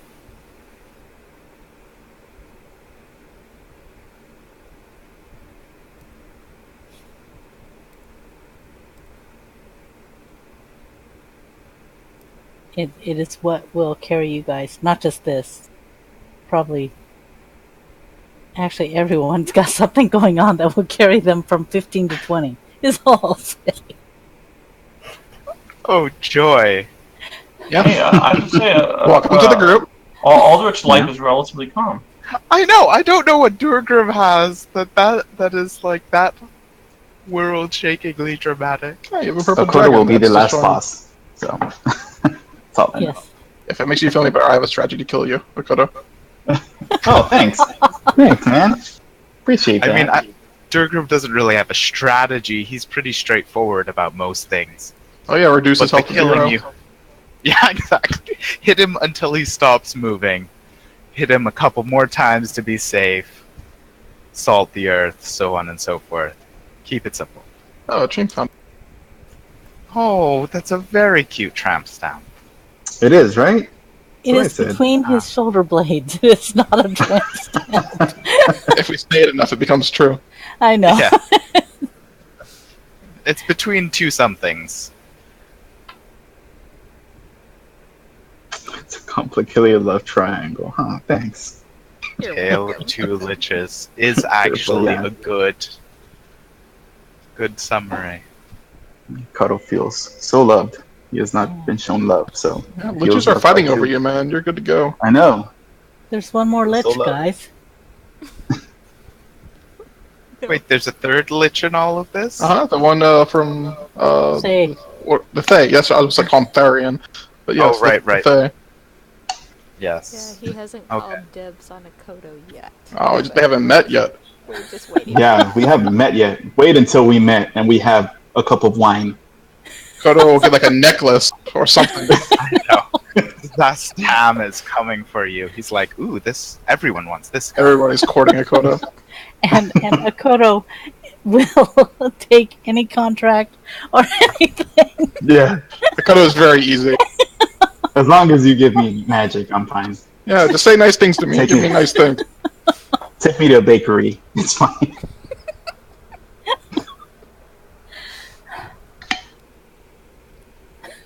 Sorry.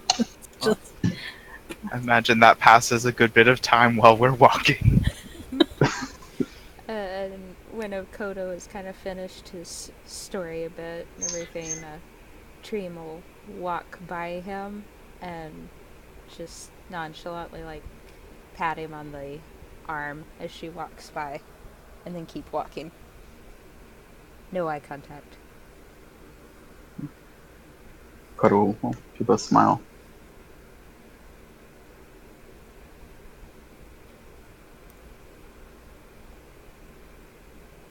Slaglicker spits. Onto a Kodo, right? No, just Damn it. generally spits. the things that make people happy in game. It's like everyone. Right? Grog smiles at Acodo.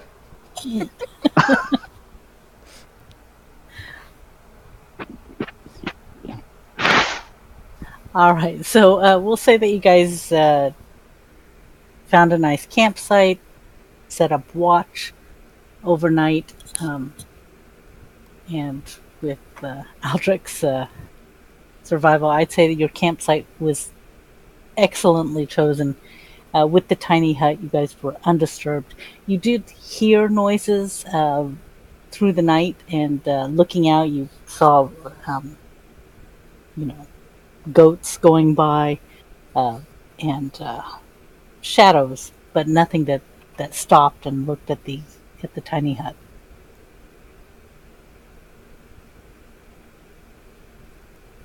Oh, and while the group is walking, Cuddle will tell Duergrim, I forgot to mention, sometimes, depending on how many bodies there are, they tend to speak to me.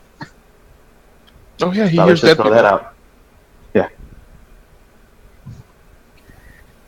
Wonderful. Just wonderful. It's really helpful when the And Revenant's nearby. Yeah. And I have been known to attract some ghouls here and there, so just wanted to warn you.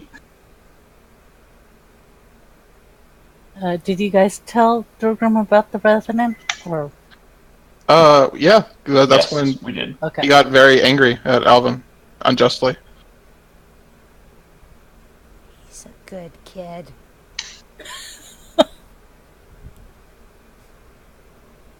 If when we were doing the resting on the in the tiny hut, Coda would have pulled out that the mirror he got from the people, and he'll cast Identify on it, see if it actually does what it does. okay. Yeah, when you cast Identify, there's no magic in it. Okay. This is useless to me. Yeah, I have 3 other gold-plated ones. Trym perks up and watches him, and then nods.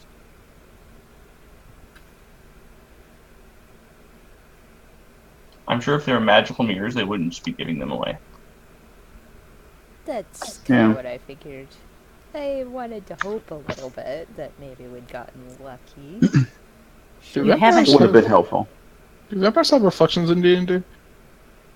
Do what? Do vampires have Vampires? reflections in D&D? I don't know. I will. It's not stated that they don't in the player's handbook. Not Yeah, I'm reading. Wow, they have a lot of. Holy crap, their entry is very large. Yes. But Maybe we'll have the opportunity to find out. yeah. Okay, Yeah, don't mind me. I'll look while we move on. I'm going to say, right now, at least in the immediate future, I have no vampires. That's what you want us to think. I Well, would say the same thing. Yeah. Actually, as I'm saying that, I realize there is one. So Wow, I knew it. as it's coming, I realize, oh no, not in my plans, but in the nothing. Okay, It's in the tomb. Okay. I took that back pretty quickly. I'll just I was immediate. Like, you didn't even finish your sentence. no. I realized, oh no, that's not even close to true. Good, another undead to feed to Tilda. I guess we'll find out. What do you call it? Feeding. That just. It makes me uncomfortable that you call it feeding your sword. I could call it sacrificing, but it's already. Ah! Well, that's good. Yeah. Yeah, I It's a don't know little if it's bit. better. While we're settling down for the evening, Duergrim will ask Trym to spar. Oh, yeah, Oh. yes. Okay. Is Sure. as long as I Tilda don't doesn't know. make me do any wisdom saving throws. Yeah. This is the No, I mean only the sword just tries to possess you sometimes. No big deal. right. But Duergrim doesn't know anything about Tildon being special Right. yet. Yet. No, Trym will save that for a surprise right in the middle of combat when Tildon decides she doesn't want to do something. And it'll be, surprise!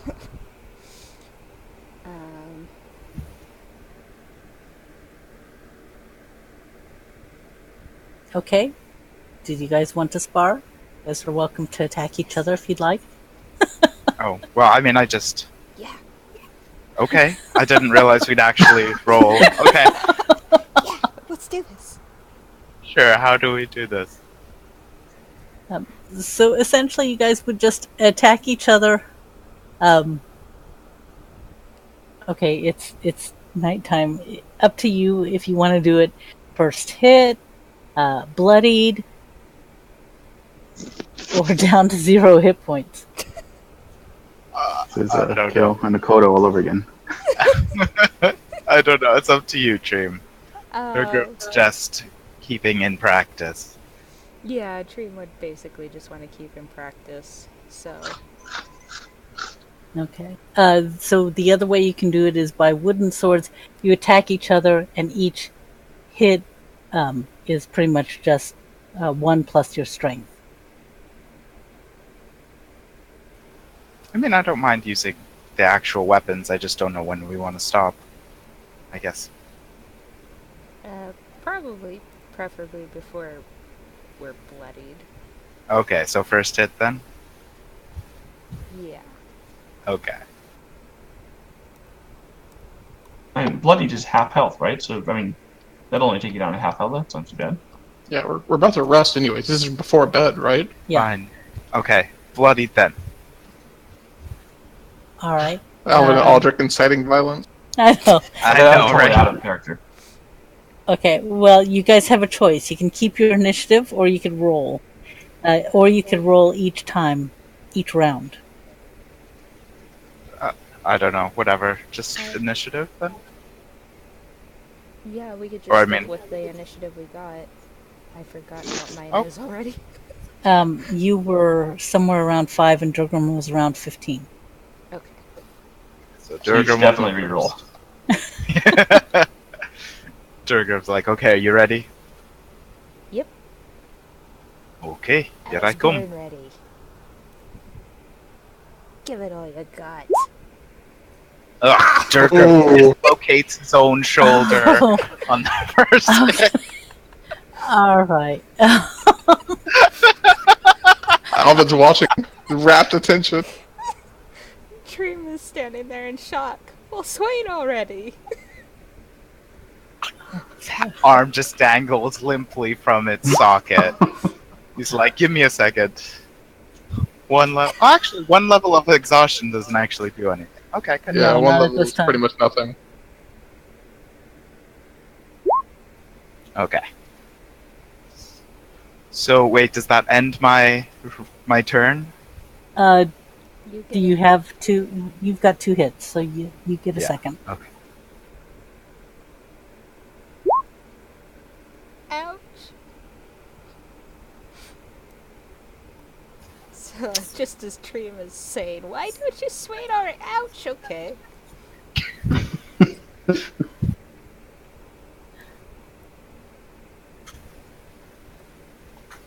Sorry, I should have given you.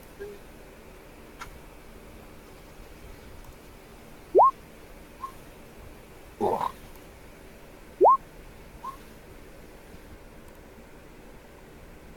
Oh, give as good as you take. Yeah, no kidding.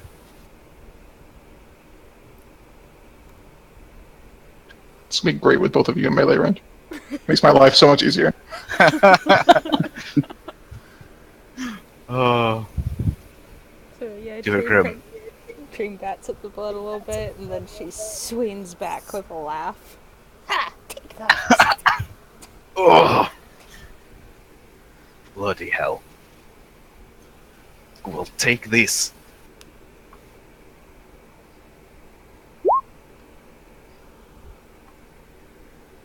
You guys are consistent. Consistent. Ooh, Gosh. nice rolls.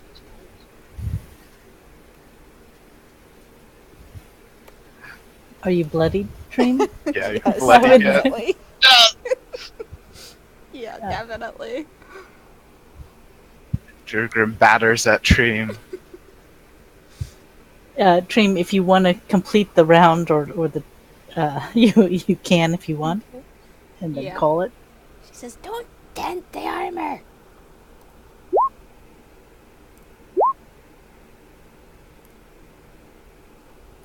God damn, guys. Well, Duergrim is also bloodied. I suppose we should call that a tie. Well, you got in more hits than I did. You're pretty nimble for a stinking dwarf.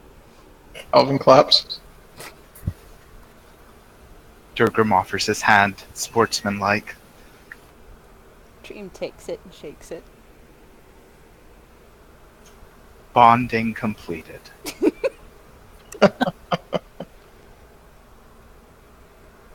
Then with blood on her hand, she goes toward Acodo. Here, do you have a rag for this? No, presto, That's presto. a good Presto, point. presto, We presto. have a living shower here. Okay. Oh, yeah. I guess that's a good way of looking at it. Presto!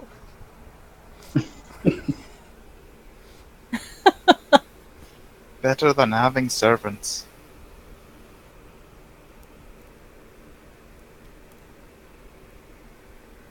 All right. Acodo overnight does realize that it's a little different with Jano versus Malnor because Jano pretty much just upends the bag and stuff falls out, pillows and candles and stuff, and then he just leaves it for whatever. Jano, come on. Just don't leave your stuff laying around. You pick it up. It's your stuff, and he grabs his bedroll and takes it over to the corner of the tiny hut, lays it out.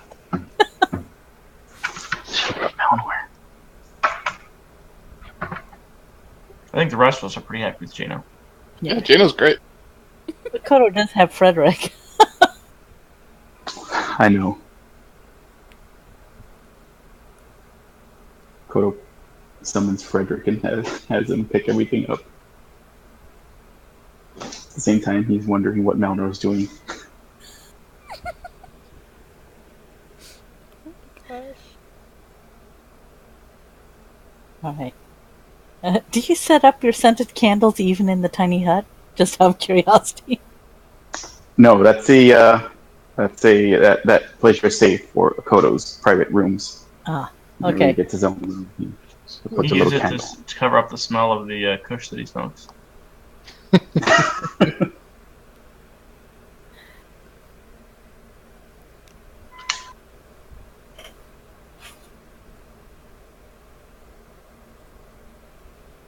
All right.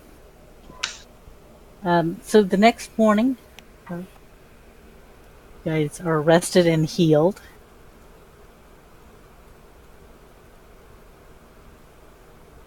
And continue on your journey. The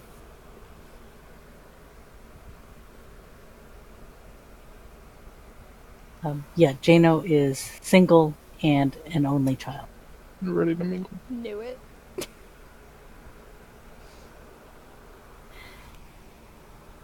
And actually did not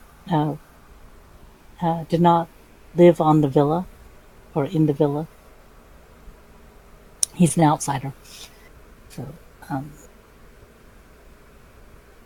Gino is like Alvin's brother you never had. and in fact, that's probably Acodo why he doesn't know all of the requirements or trainings is because that's not what he's learned. Yeah, I kind of figured. My internet came back up. I'm gonna switch real quick. Okay. So what horrible stuff do we do to him? We give him an actual tramp stamp.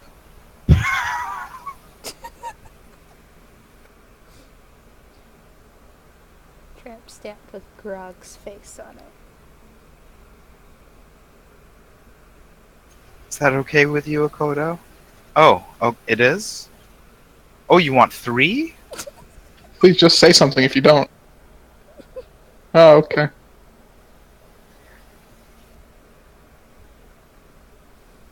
It's a sealed deal then. I'm so glad Acodo has agreed to this. That's very nice of him. Wait, what happened? Oh, nothing.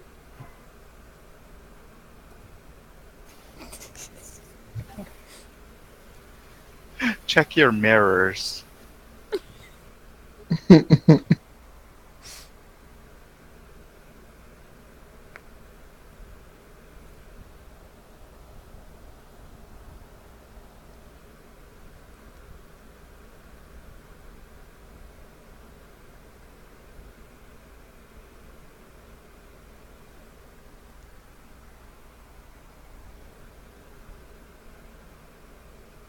So, out of curiosity, how is the whole scroll burning incident worked out in the Wednesday night game? Scroll burning? Oh, Scroll burning. Evan and Mara had a tense confrontation. That it kind of went from there. So everybody's on talking terms again? Oh yeah, I'd say so. Yeah, until the next spark comes around. Would you say it's better or worse than the time after the hobgoblins? It's actually very similar. That was very tense. Oh, yeah, Duergrim, you should also know that Trym is totally cool with letting hobgoblins go. Yeah, she's responsible for the mass slaughter of innocents in the plains. It was either you guys or innocents. Never mind. We were just going to kill them. I don't see what the problem is. Yeah, we definitely would have killed. Okay, I am going to point out, I'm just going to say this in defense of Trym, is that letter that described the hobgoblin portion was in Draconic and interpreted through Kale. Okay. don't see your point. I will have to admit I don't remember. I have to go back at my notes and see what was actually written. But Kale did not faithfully translate. Does Kale ever faithfully translate anything? I've been getting grief all this time. Was the note really in Draconic? It was in 3 different languages, and the middle part was in Draconic. That was a long time ago. It was a very long time ago. Well, I thought it was the letter he got from like his family. No. No, it was Fergalus. It was the first time we met Fergalus, and he gave us a Yeah. note to prove who he was. We were still in the caravan.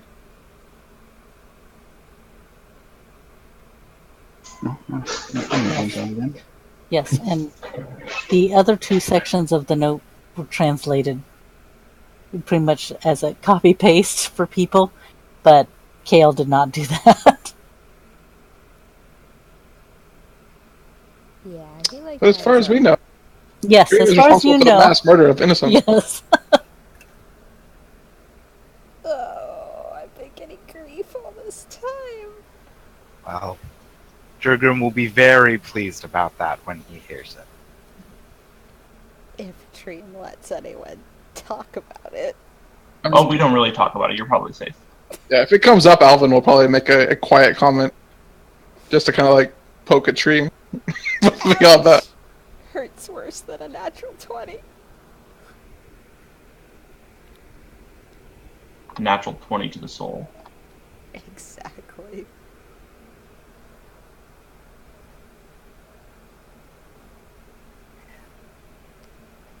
Okay. So you guys continue on to the next day. It does look like you actually find a on this kind of passageway. You find a dead mule. Poor mules. Okay, that looks like it is was in some sort of attack, and it is pretty torn to pieces. Pretty fresh kill as well.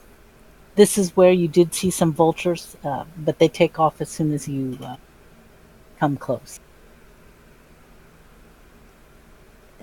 So, does it look like they're eating it right there, or actually, like, butchering it and carrying it off? The vultures look like they were eating it right there. Oh, but, okay, does it look like it's been, like, whatever had killed it, had eaten any of it? Do a nature check.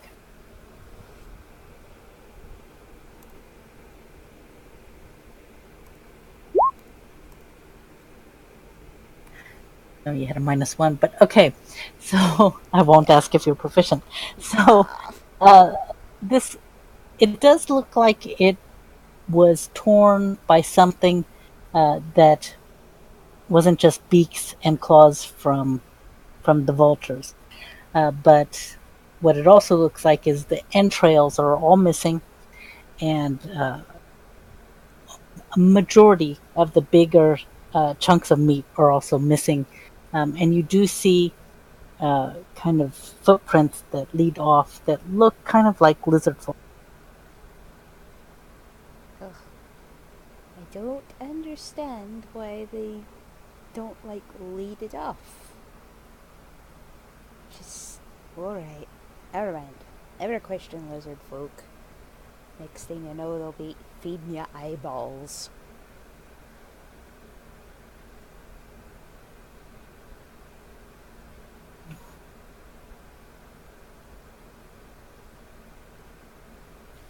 Well, it seems we're headed in the right direction.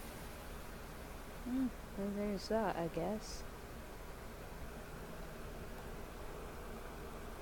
It is about mid-afternoon when you guys reach some cliffs and plateaus that are much steeper than what you have come across previously.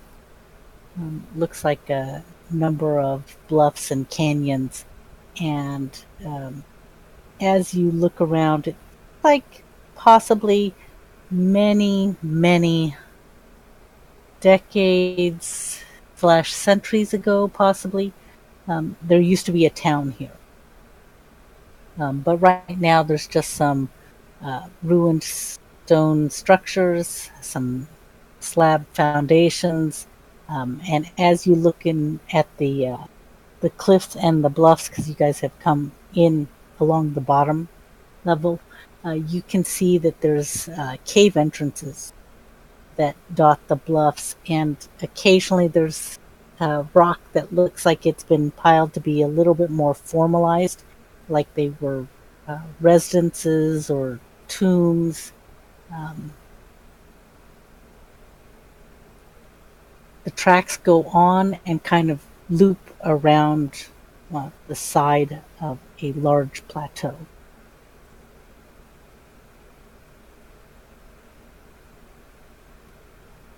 I'd say we're getting really close to somebody's abode.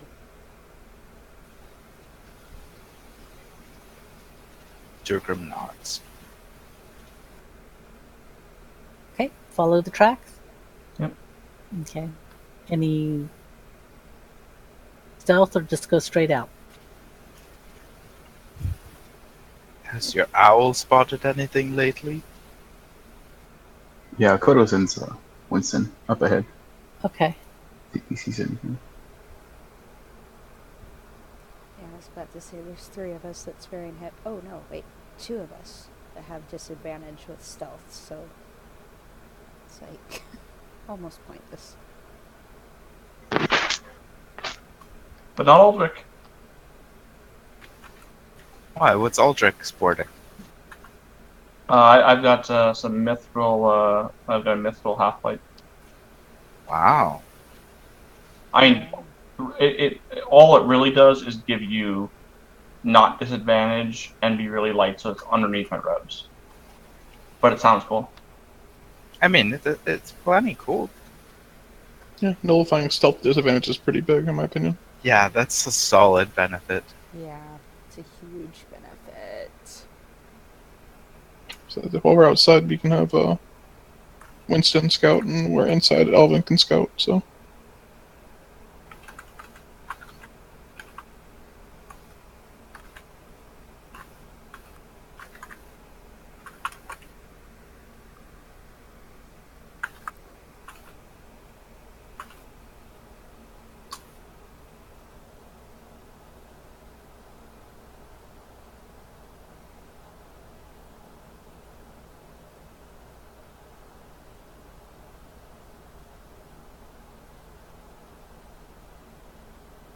Huh? Acodo looks at the group and says, Winston catches a facade carved into the cliff about 30 feet up. Also, there's 2 mules left in the sun. Well, it sounds like we're here.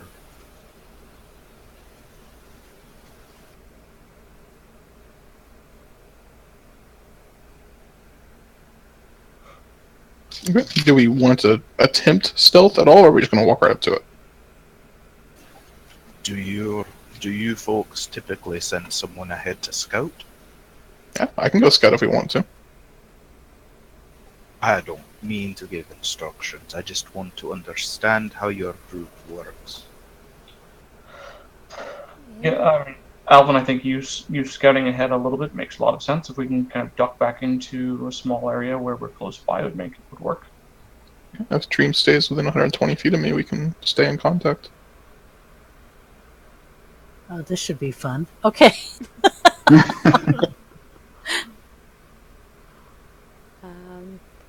So do we just want to follow behind Alvin at 120 feet and try I to stealth guess. the rest of us? Sure. Yeah, I can just scout all the way ahead and just come back. But if I don't come back, you know. Right. If you don't come back, it's probably not safe. Yeah, you probably shouldn't come in. We could have Acodos from... Wait, no. That only works for 100 feet. Wait. Yeah, 100 feet. I could send Grog with you I can keep in communication with him for a mile. Is Grog stealthy? Let me look at his dex really quick.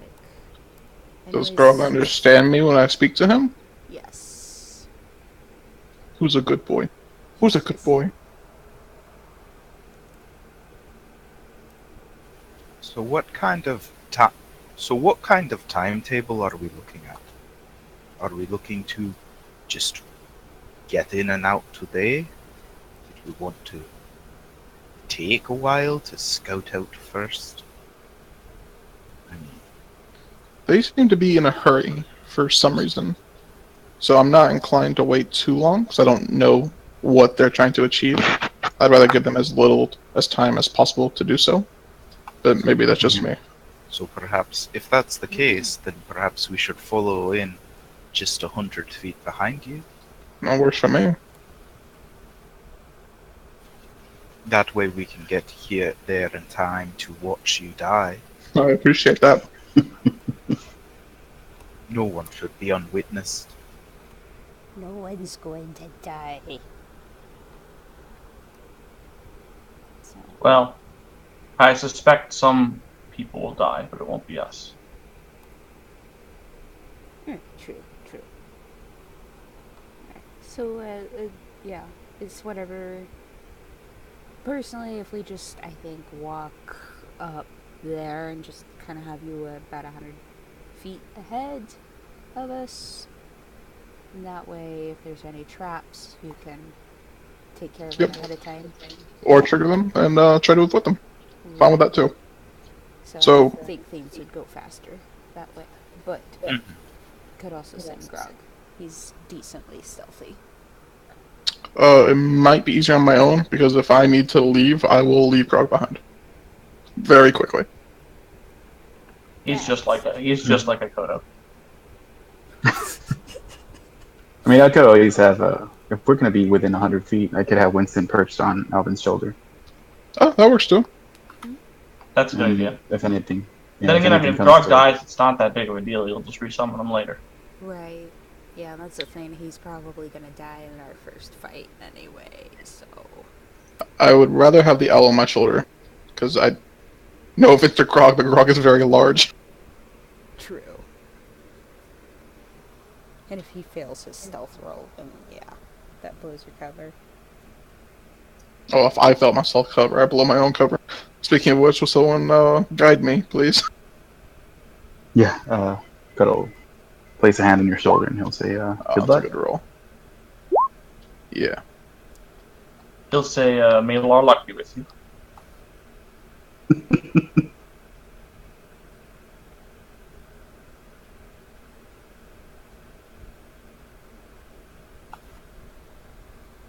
Okay.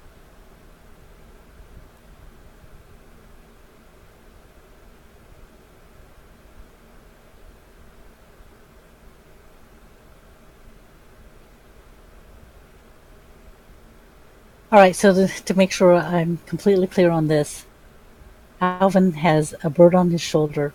He's going ahead of the group by about 100 feet. And the bird is communicating with Acodo. Mm-hmm. Okay. Well, Akodo's going to use that census where he can see through the bird's eyes. Okay. And hear So what he's...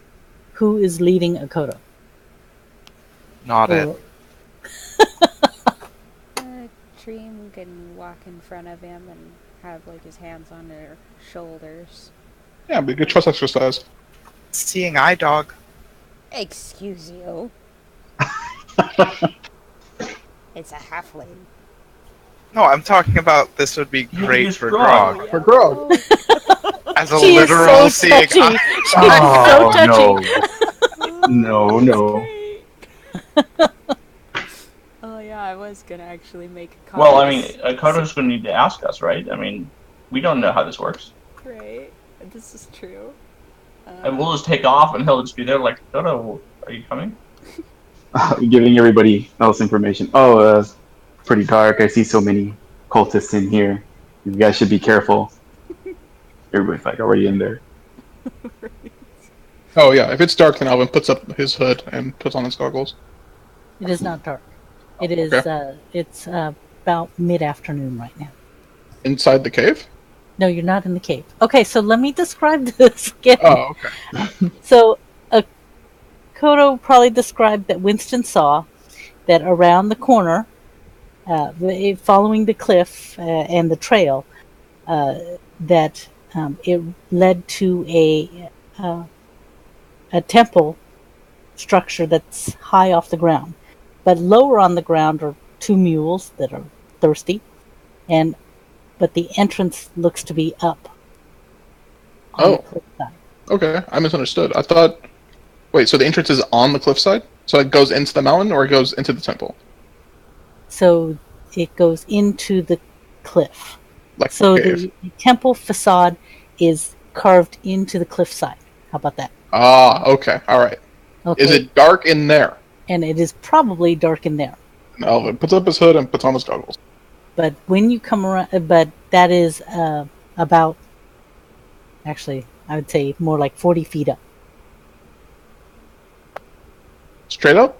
Is there like a winding path up to it, or does Alvin need to climb? So, why don't we say, as you come around the corner, I'll just describe this rather than typing it.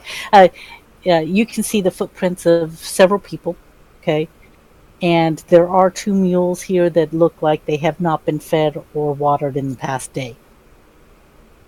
There is a rope that hangs down near the mules that goes up the side of the cliff, goes about 30 or 40 feet, and up on top of and then ends where you think the temple is.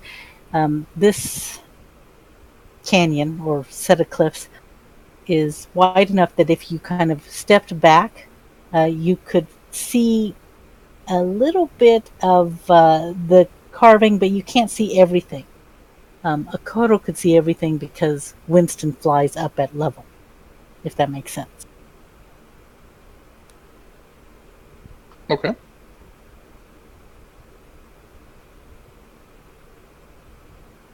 So then Alvin will take the rope up, unless there's something that Winston sees that Acodo feels like Alvin should know about. Yeah, Acodo would have told Alvin, one pick means stop. 2 picks means go. Okay. 3 picks means get the hell out of here. Okay. Alvin will attempt to climb the rope. Is that athletics? That would be, yes, athletics. Not great. Okay. The rope swings a little bit. You do manage to come up to the top of. It looks as if this cliffside has another layer that goes upwards, but you can see a ladder that goes up to that layer. This one looks like this is a set of ruins. And it looks like it might have been at some point paved like plaza. There seems to be remains of a fountain, but not much more than just a stone circle set around a crumbling hole. And then 2 stone statues stand in the courtyard. They're about 20 feet high. And behind them, there's this big edifice that's carved into the cliffside. And I'm going to put you on a page that this is not it. This is just kind of like a pretend replica. Okay. Found that look kind of like. Oh, very cool. Okay. Okay, you have to imagine that part as being higher though to get to that point. I see. Okay. Okay. And the 2 stone statues are kind of like flanking this, or they're opposed to the door? They are. The 2 stone statues are actually on the plaza level that you're on. Oh, okay. And ignore the mule here in this picture. Doesn't look juicy enough. Okay. So it looks as if it's about 30 feet more up here, and the ladder that descends down to go up that 30 feet looks new, as if it was just placed. Okay. Looking around, does Alvin see tracks leading towards the new ladder, or in any particular direction? Yes. So it also looks like someone has made camp within the plaza. There's the remnants of a campfire here, and there are some shallow graves. Okay, recently dug. Looks like they were recently dug. Okay, but Go ahead. I was going to say, but there's no other sign of like life or active activity. Like, can Alvin tell how long the campfire's been out? Was it like lit like last night It or? looks like a last night sort of thing. And go ahead, do a survival check.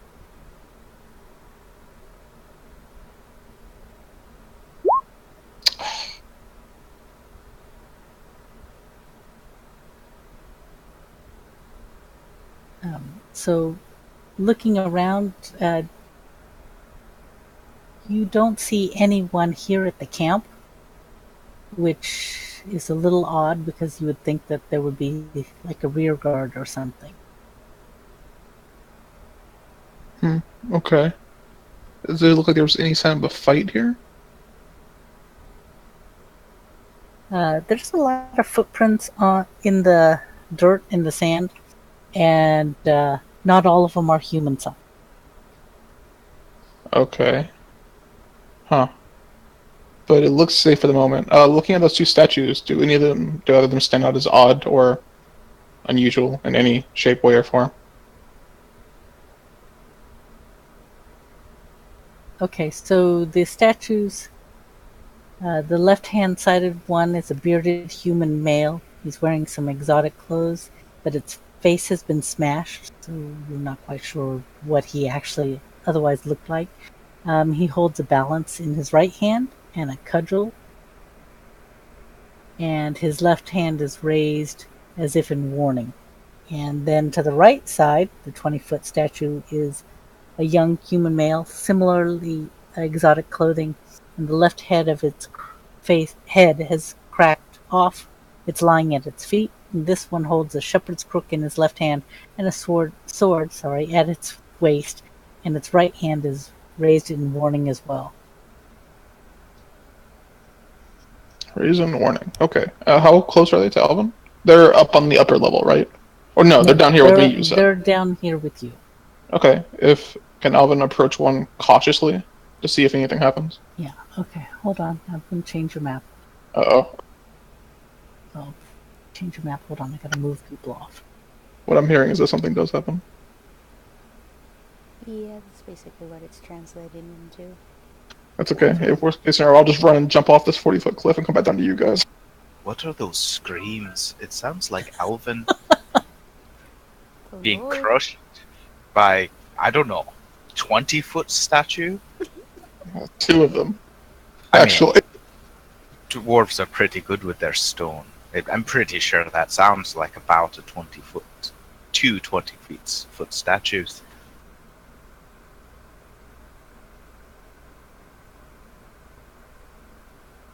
Okay, there I am. You will be on the left-hand side. Yeah, I see me. So these squares aren't to scale? They are 10 foot. Okay. So they're to a scale, but Right. They're not 5 foot. So where are the statues precisely? Well, I don't know why all this is dark immediately in front of me. oh, I think it's because the sun is coming in from a certain angle. Okay, hold on. Let me get to vision.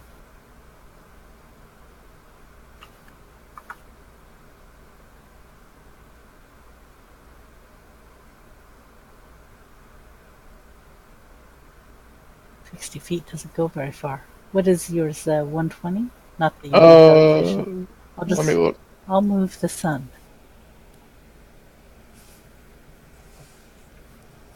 Yeah, the goggles are 60 feet. Oh, okay. That's much better. I see the sun there, too. Okay. Oh, so these statues are much closer together than I thought they were. I see. Okay. So yeah, Alvin will approach cautiously and like watching them for any sign of movement. Okay. As you approach, you hear the sudden sound of grinding stone. Okay, Alvin starts to backtrack. And you do hear, actually, both of them turn their heads towards you, and two voices issue forth in unison as if erupting through the earth.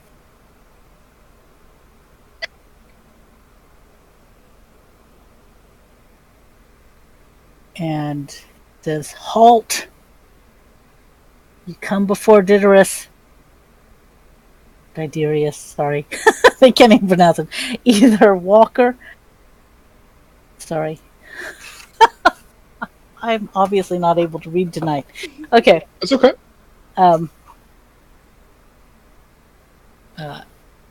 Ether Walker and conduit of clairvoyance. Behold ye now his wondrous triumphs. Diderius extends wisdom, and Diderius offers knowledge. Which do you seek? Darius extends wisdom and offers knowledge.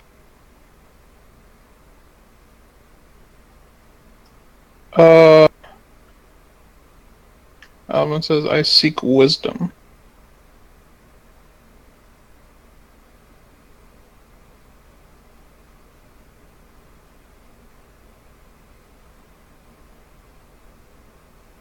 Do they respond? Yeah, they look closely at you, and then they say, Diderius shall grant you what you seek, but only if you heed him and continue to show proper respect. And then they go back to their original positions. How do I show proper respect? Hello? Do they go back to being inanimate? Yes. Alvin walks forward again to see if it reactivates them. No. Nothing? Nothing. Alvin goes up to this one, pokes it with his staff. Hello? No? Okay. Alvin looks at what's... What? Can you tell Acodo they can come up now, I think? He'll give a slight nod, and Photo will tell the group. All right. I need athletics checks. I'm genuinely surprised they didn't try to kill me.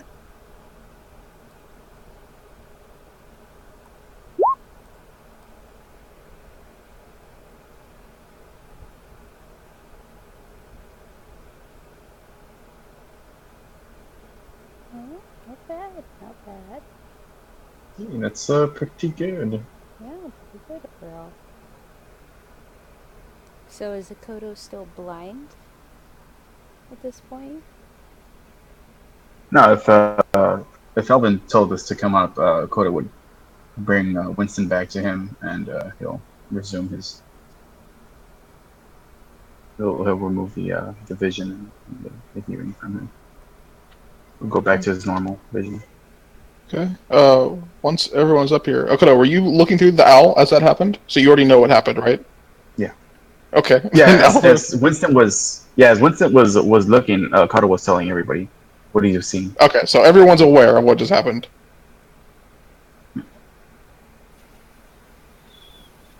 So can everyone else see? Yeah. Oh, can you not see? Hold on. It's Yeah, probably mine's because your completely token's probably a older version of your token. Ah, sorry.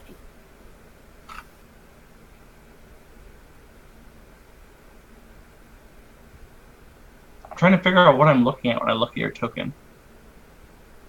Yeah, it looks like a dwarf swinging a hammer, maybe? And with his shield, is that right? Oh yeah, that's the token. Can you see now? Yes, thank you. Okay. I need to actually attach that. So we can start moving forward towards Alvin then, yeah? Yeah, hold on. Yeah, they don't seem to attack us. It gave me a choice, and it said I had to be cautious and Show proper respect. show proper respect. Yeah, they did not clarify what that meant. They kind of just went back to being statues. Well, I mean, that would explain the 4 graves. There's actually a total of 7. 7 graves. 7 graves. Good times. Alvin will point out all the different tracks and the ones that are distinctly not human. Yeah, so one of you that's better at that kind of thing, see why there's no rear guard here? Yeah, I'm guessing they were probably in a fight, but I can't really tell. It's also possible they're just so confident that they have full control of this area that they didn't think it necessary to leave a rear guard. That's possible.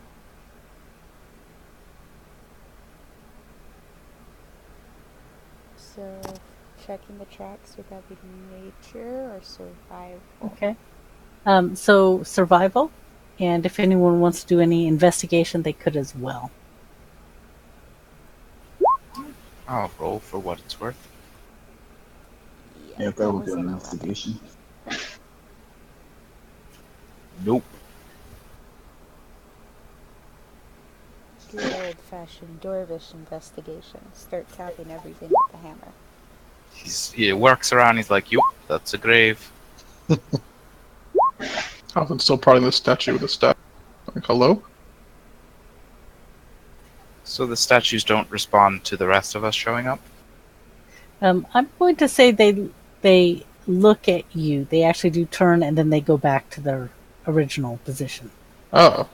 So the one whose head is on the ground, Mm-hmm. what does the turning?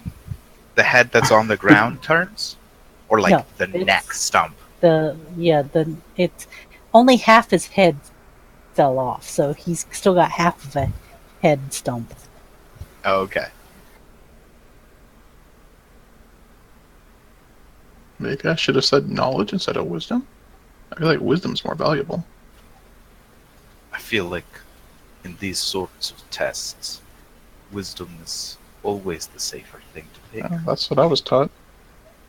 These generally tend to be tests of wisdom.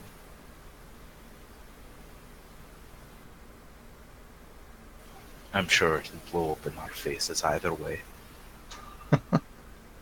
Okay. So, Acodo, you do see that,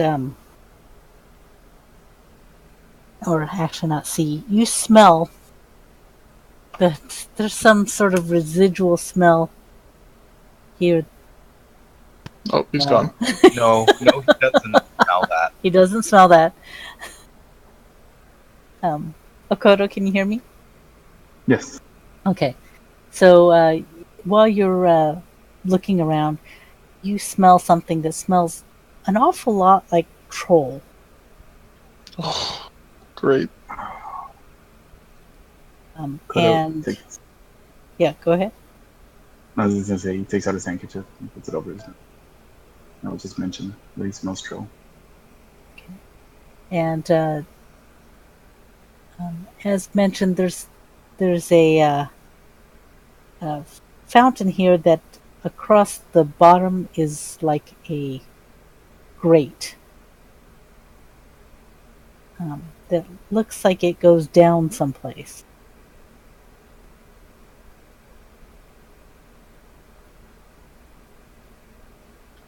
Is it this thing directly south of the campfire? Yeah. This black abyss of nothingness? Yes. Sorry, that's a dynamic lighting. It is a fountain.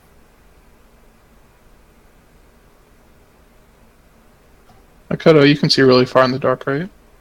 If you look Yes. down, can you see anything? Kuro takes a peek. Yeah.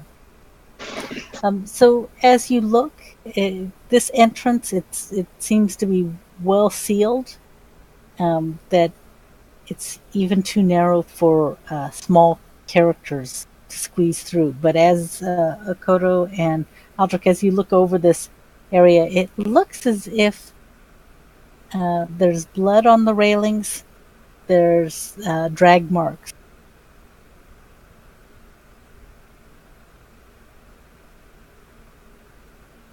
drag marks. So something came out of this grate and dragged the people camping here down? Or pieces of them. Oh.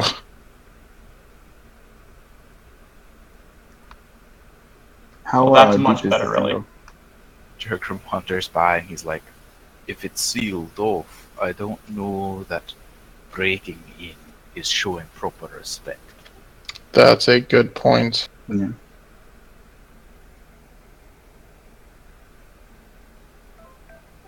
Well, okay then. Uh, Should we try that ladder then? It did look brand new. That seems like the most likely location for our cult friends. Yeah, I'll keep an eye out for trolls and something that would drag people down a tightly locked grate.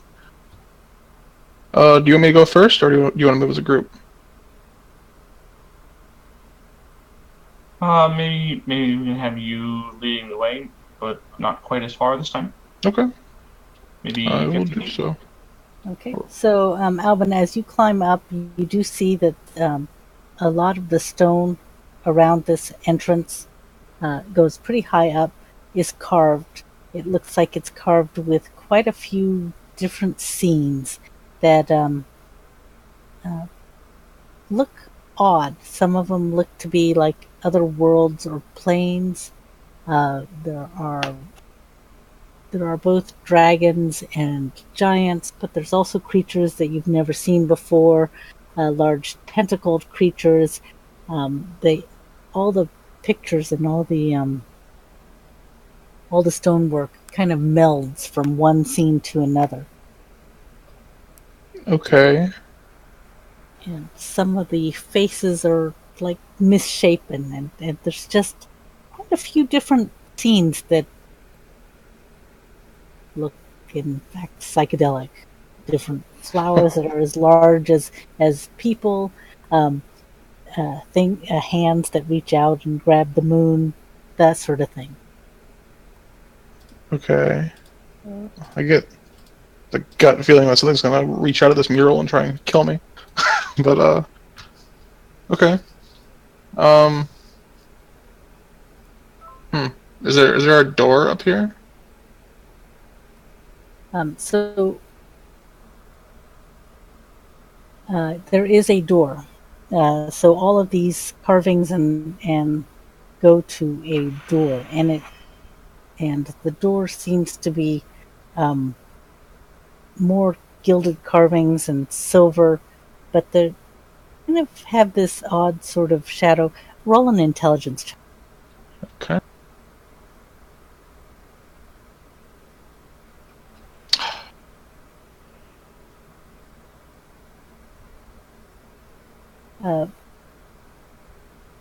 So the door is very odd. It looks as if it's got multiple places or multiple locks along, for some reason, both sides of the door, which is very odd. And we're talking about 12 up and down each Well. side. Wow. Okay. Okay.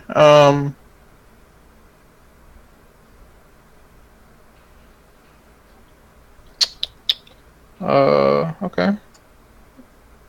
I'll kind of like look down over the ladder, over the edge of the ladder, and say down to Acodo if he's down there. You can see this, right? Does this look weird to you?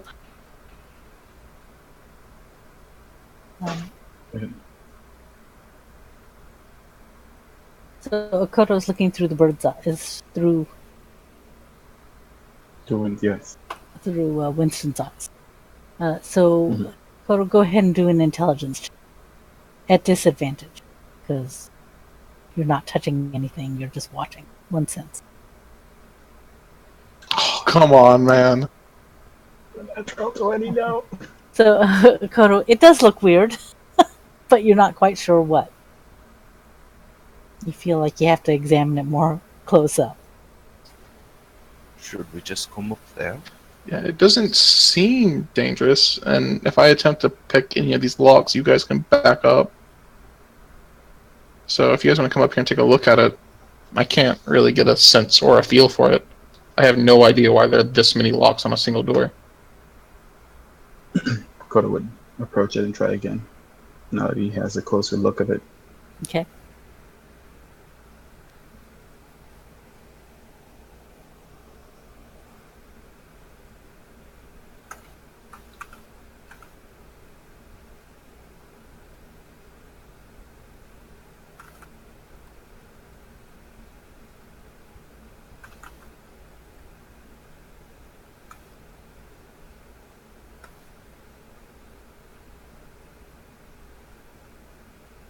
Locks seem to be an illusion. Oh. Are all of them an illusion, or is there a real one?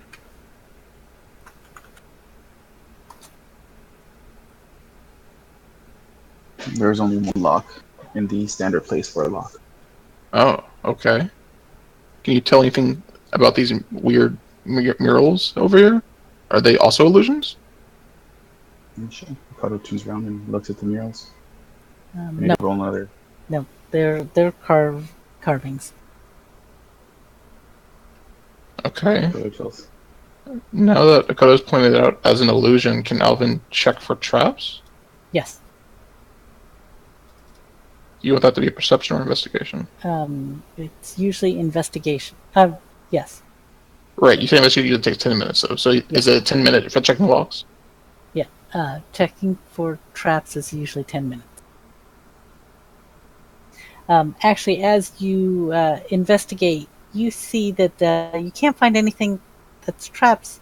You notice once the illusion, as you try to see through it and you're using your hands, that this door actually has been forced recently. Oh, is it still ajar? It's not ajar, but as you push on it, it's not latched, so you can kind of push your way. Oh, okay. Yeah, I guess Alvin will try to do that then. Okay. So yes, the door kind of slides open. In the immediate, I'm just going to describe this before I put you into the next room.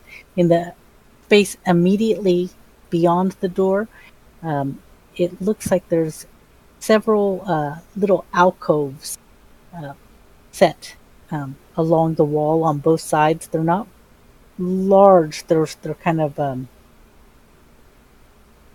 I don't say maybe a foot and a half in not diameter. They're arched, and they go back about 5 feet on either side. There's about they're in pairs, so it's 6 on one side, 6 on the other. And looking in them, they contain splinters of bone.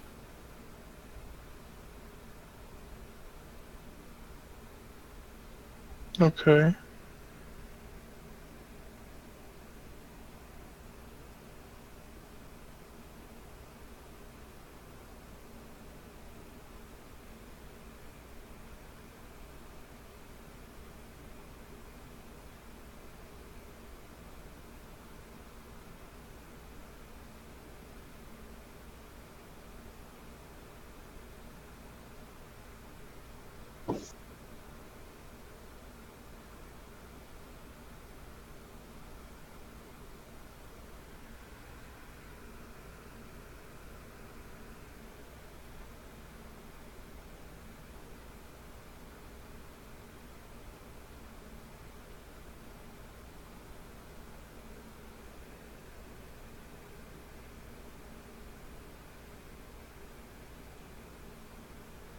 Okay, right behind or beyond that.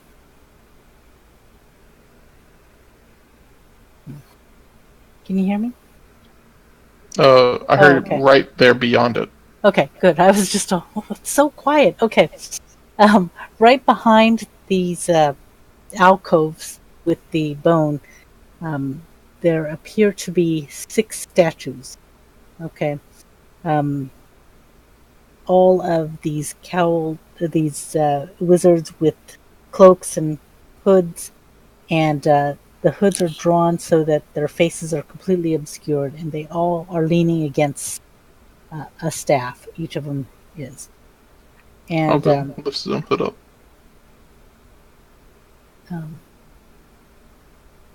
and then between the statues, there are there appear to be skeletons that are standing, and then on the ground in between here and the back door are bones of, you think, dozens of humanoids. Okay, well, that sounds like a trap, if I've ever heard one. Are we supposed to be in the next room yet? I'm just going to describe it because I have not decorated it yet. Why don't we say? Okay. So, you said there are skeletons standing in between these statues? Yes, in between each of the statues. So there's 6 statues in a row, and in between each of them is a skeleton standing. And then on the floor are just bones. Are these skeletons animated, or are they just like... They are currently standing. So right now you are not completely entering the room. You see the statues in front of you, and you see to either side, if you reached out your hands, you could almost touch the alcoves containing bones, small fragments of bones. And the humanoid bones are scattered where exactly? They're in the middle of the room? Yeah, on the floor, in between here and the far door. So this room total is about 60 feet long. The alcoves with the bone fragments are the first 20 feet, and then the 40 feet beyond that have the statues at intervals. I see. Okay. And are there any bones before the statues? There are no bones before, just the ones in the alcoves. And as you step almost to where the statues are, you do hear, and actually I'm going to say everyone hears in their mind, some secrets are not meant for mortal minds to know. Look away from the darkness in which such knowledge hides. Okay, a warning for the trap? Duergrim's just gonna go into the room. Look away from the darkness. Looking around in this room, do we see any sources of darkness? Yeah, are there light sources in here? There's no light sources. Are there areas that are specifically dark? Um, I just realized I didn't move my tokens. It's okay, we're all just by the store anyways. yeah. Then you, go ahead, roll a perception check.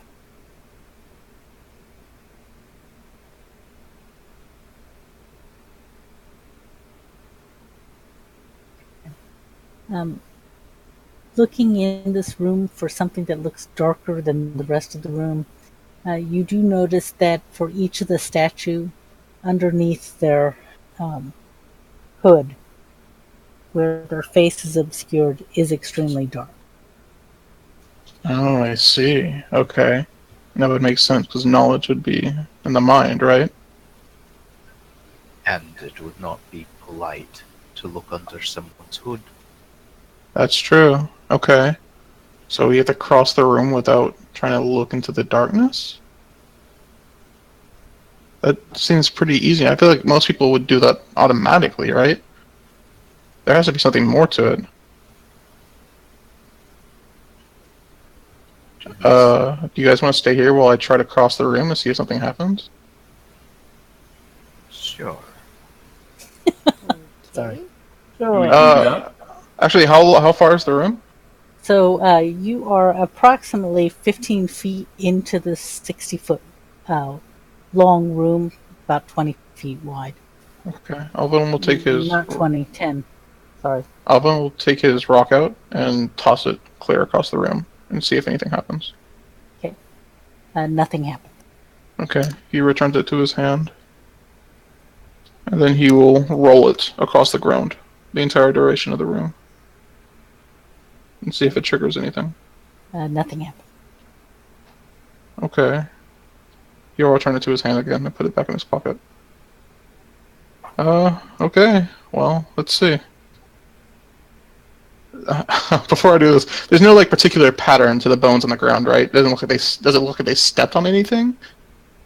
No, it looks like they pretty much something or these things died here. Okay. I'm sorry. Could you repeat what the warning said to me one more time? It said, some secrets are not meant for mortal minds to know. Look away from the darkness in which such knowledge hides. Look away from the darkness. Okay. Alvin will keep focused directly on the opposite wall and start to walk across the room. Okay.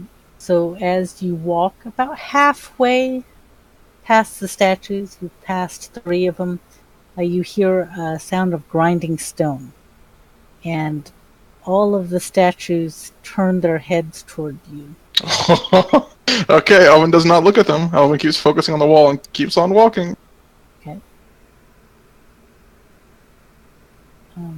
You get to the other wall, and their heads turn back. Ah. Okay. Okay, well, still not looking at those things. Alvin will turn to the group and say, yeah, just don't look at them, I think. I mean, it worked for me. Sounds like a plan. Duergrim will go next. Okay. Very similarly, when you're about halfway through, all of the statues turn to look and follow you for the remainder of the way. Duergrim keeps his eyes on his feet. And so what we'll do here is we're going to actually stop here. Okay. And some of these things I'll tell you can probably be described, but not all of them.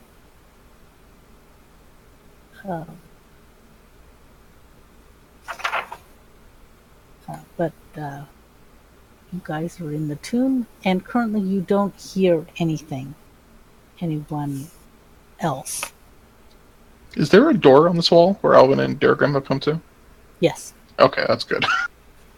How did so many people die to this trap? I guess a lot of people are very curious. And to be honest, Alvin is too. But he wants to die less than he is curious.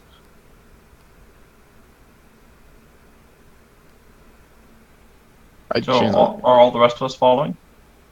I'm assuming so. Are you? Yeah. Okay, yes. Yeah. Okay. I guarantee if Kale was here, he would look. He would, 100%. What happens if you make your bird look, Acodo, without you looking through its eyes?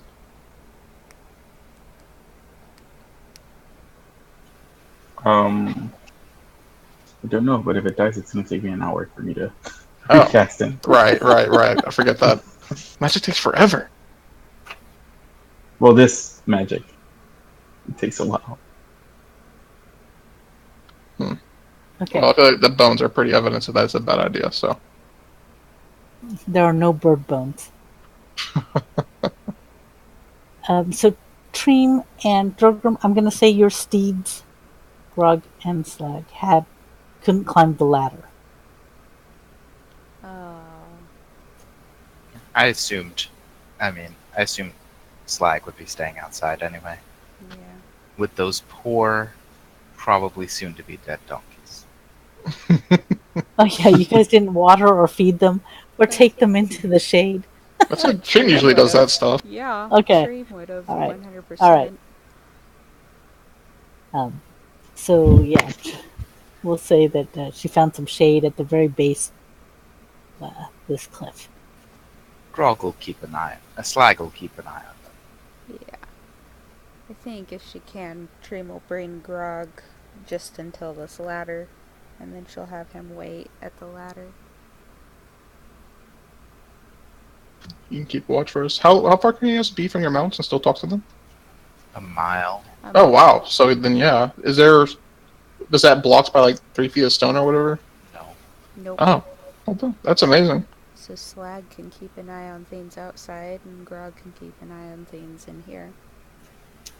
Slag does his best mule impression.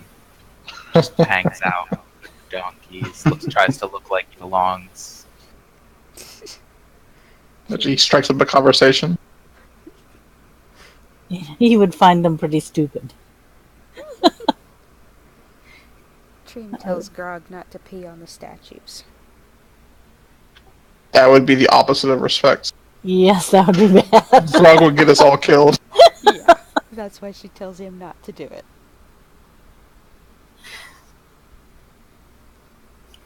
All right. Yeah. Yeah, I'm looking at this next one. I think that would be good to put in chat, maybe. Oh, I'm looking forward to this. I like these kind of puzzles. Yeah. I like sitting back and watching you solve them. Yeah, I mean, don't let me like do everything. You guys should definitely do some of this too. No, that's Whoa. okay. I'm horrible at puzzles. Horrible. I mean, I'm having fun doing it, but I don't want to, keep everyone else from doing it too. As much as watching you die, as fun as that would be, we might contribute. Maybe. Yeah, Well, it's not all puzzles. Oh, Some of it will just be you dying. Yeah. wait. We have to have balance here. Oh, is that really balanced? 50% puzzles, 50% you dying. Perfect balance. As all things should be. I guess that's 50% of my happiness and 50% of my despair. And a bunch of it is to Tildon's great amusement. All right. Well, thanks for letting me move this up. Are you guys able to make it next Monday since it's a holiday? I did not know it was a holiday. Yeah, my mother-in-law is going to be staying with us, so I'm not too sure at the moment, but I'll know more come this weekend. Okay. See, Trym, you get to do the puzzles. Oh no! I'll definitely be able to make it. Alvin, I have it on good authority. Mother-in-laws love it when their son-in-laws play D&D. Oh yeah, especially when my computer is in what is effectively our guest bedroom. So Exactly. Yep. That's why I that's the couple nights I ended up back on my phone. yeah, I think she'll be heading back to Georgia at that point, but I don't know for sure. So Acodo You can should solve be puzzles, able. right? yeah, Acodo's good with riddles and stuff too. So Not recently. These new ones have been. oh, the riddle! I forgot if there's a new one. I forgot to check that too. I forget everything. Okay, yeah, and maybe it will be too odd. I'll just put that. That does not make me feel good. That is. Wait, what's it tricky. called? It's called Tidal's Notes. That's right. Yeah, it's the very first one. Well, this is what happens when we exhaust all the standard riddles. Did you expect us to get through this many of them? Oh my god. Initially, no, but once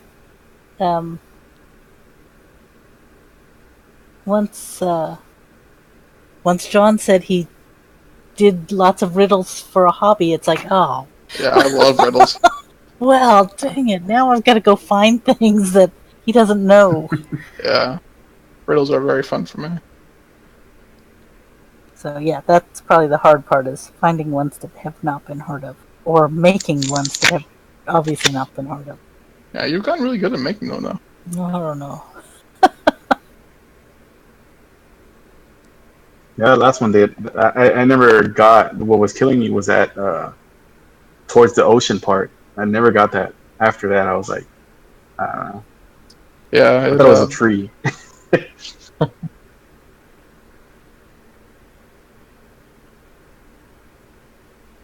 Wow. Yeah, well, the way I figured is, it's a good riddle if when you hear the answer, you go, "Oh, yeah, of course." But I don't know if Yeah, I mean that's the way they've all been thus far. I can't speak for this one, obviously, because I don't know it yet. But I will be looking at it for the rest of tonight, probably. now that you're up. Okay. Yeah. All right. Thanks, guys. All right, good everyone. Thanks, everyone. Yeah. Good Good night. night, everyone. Good night.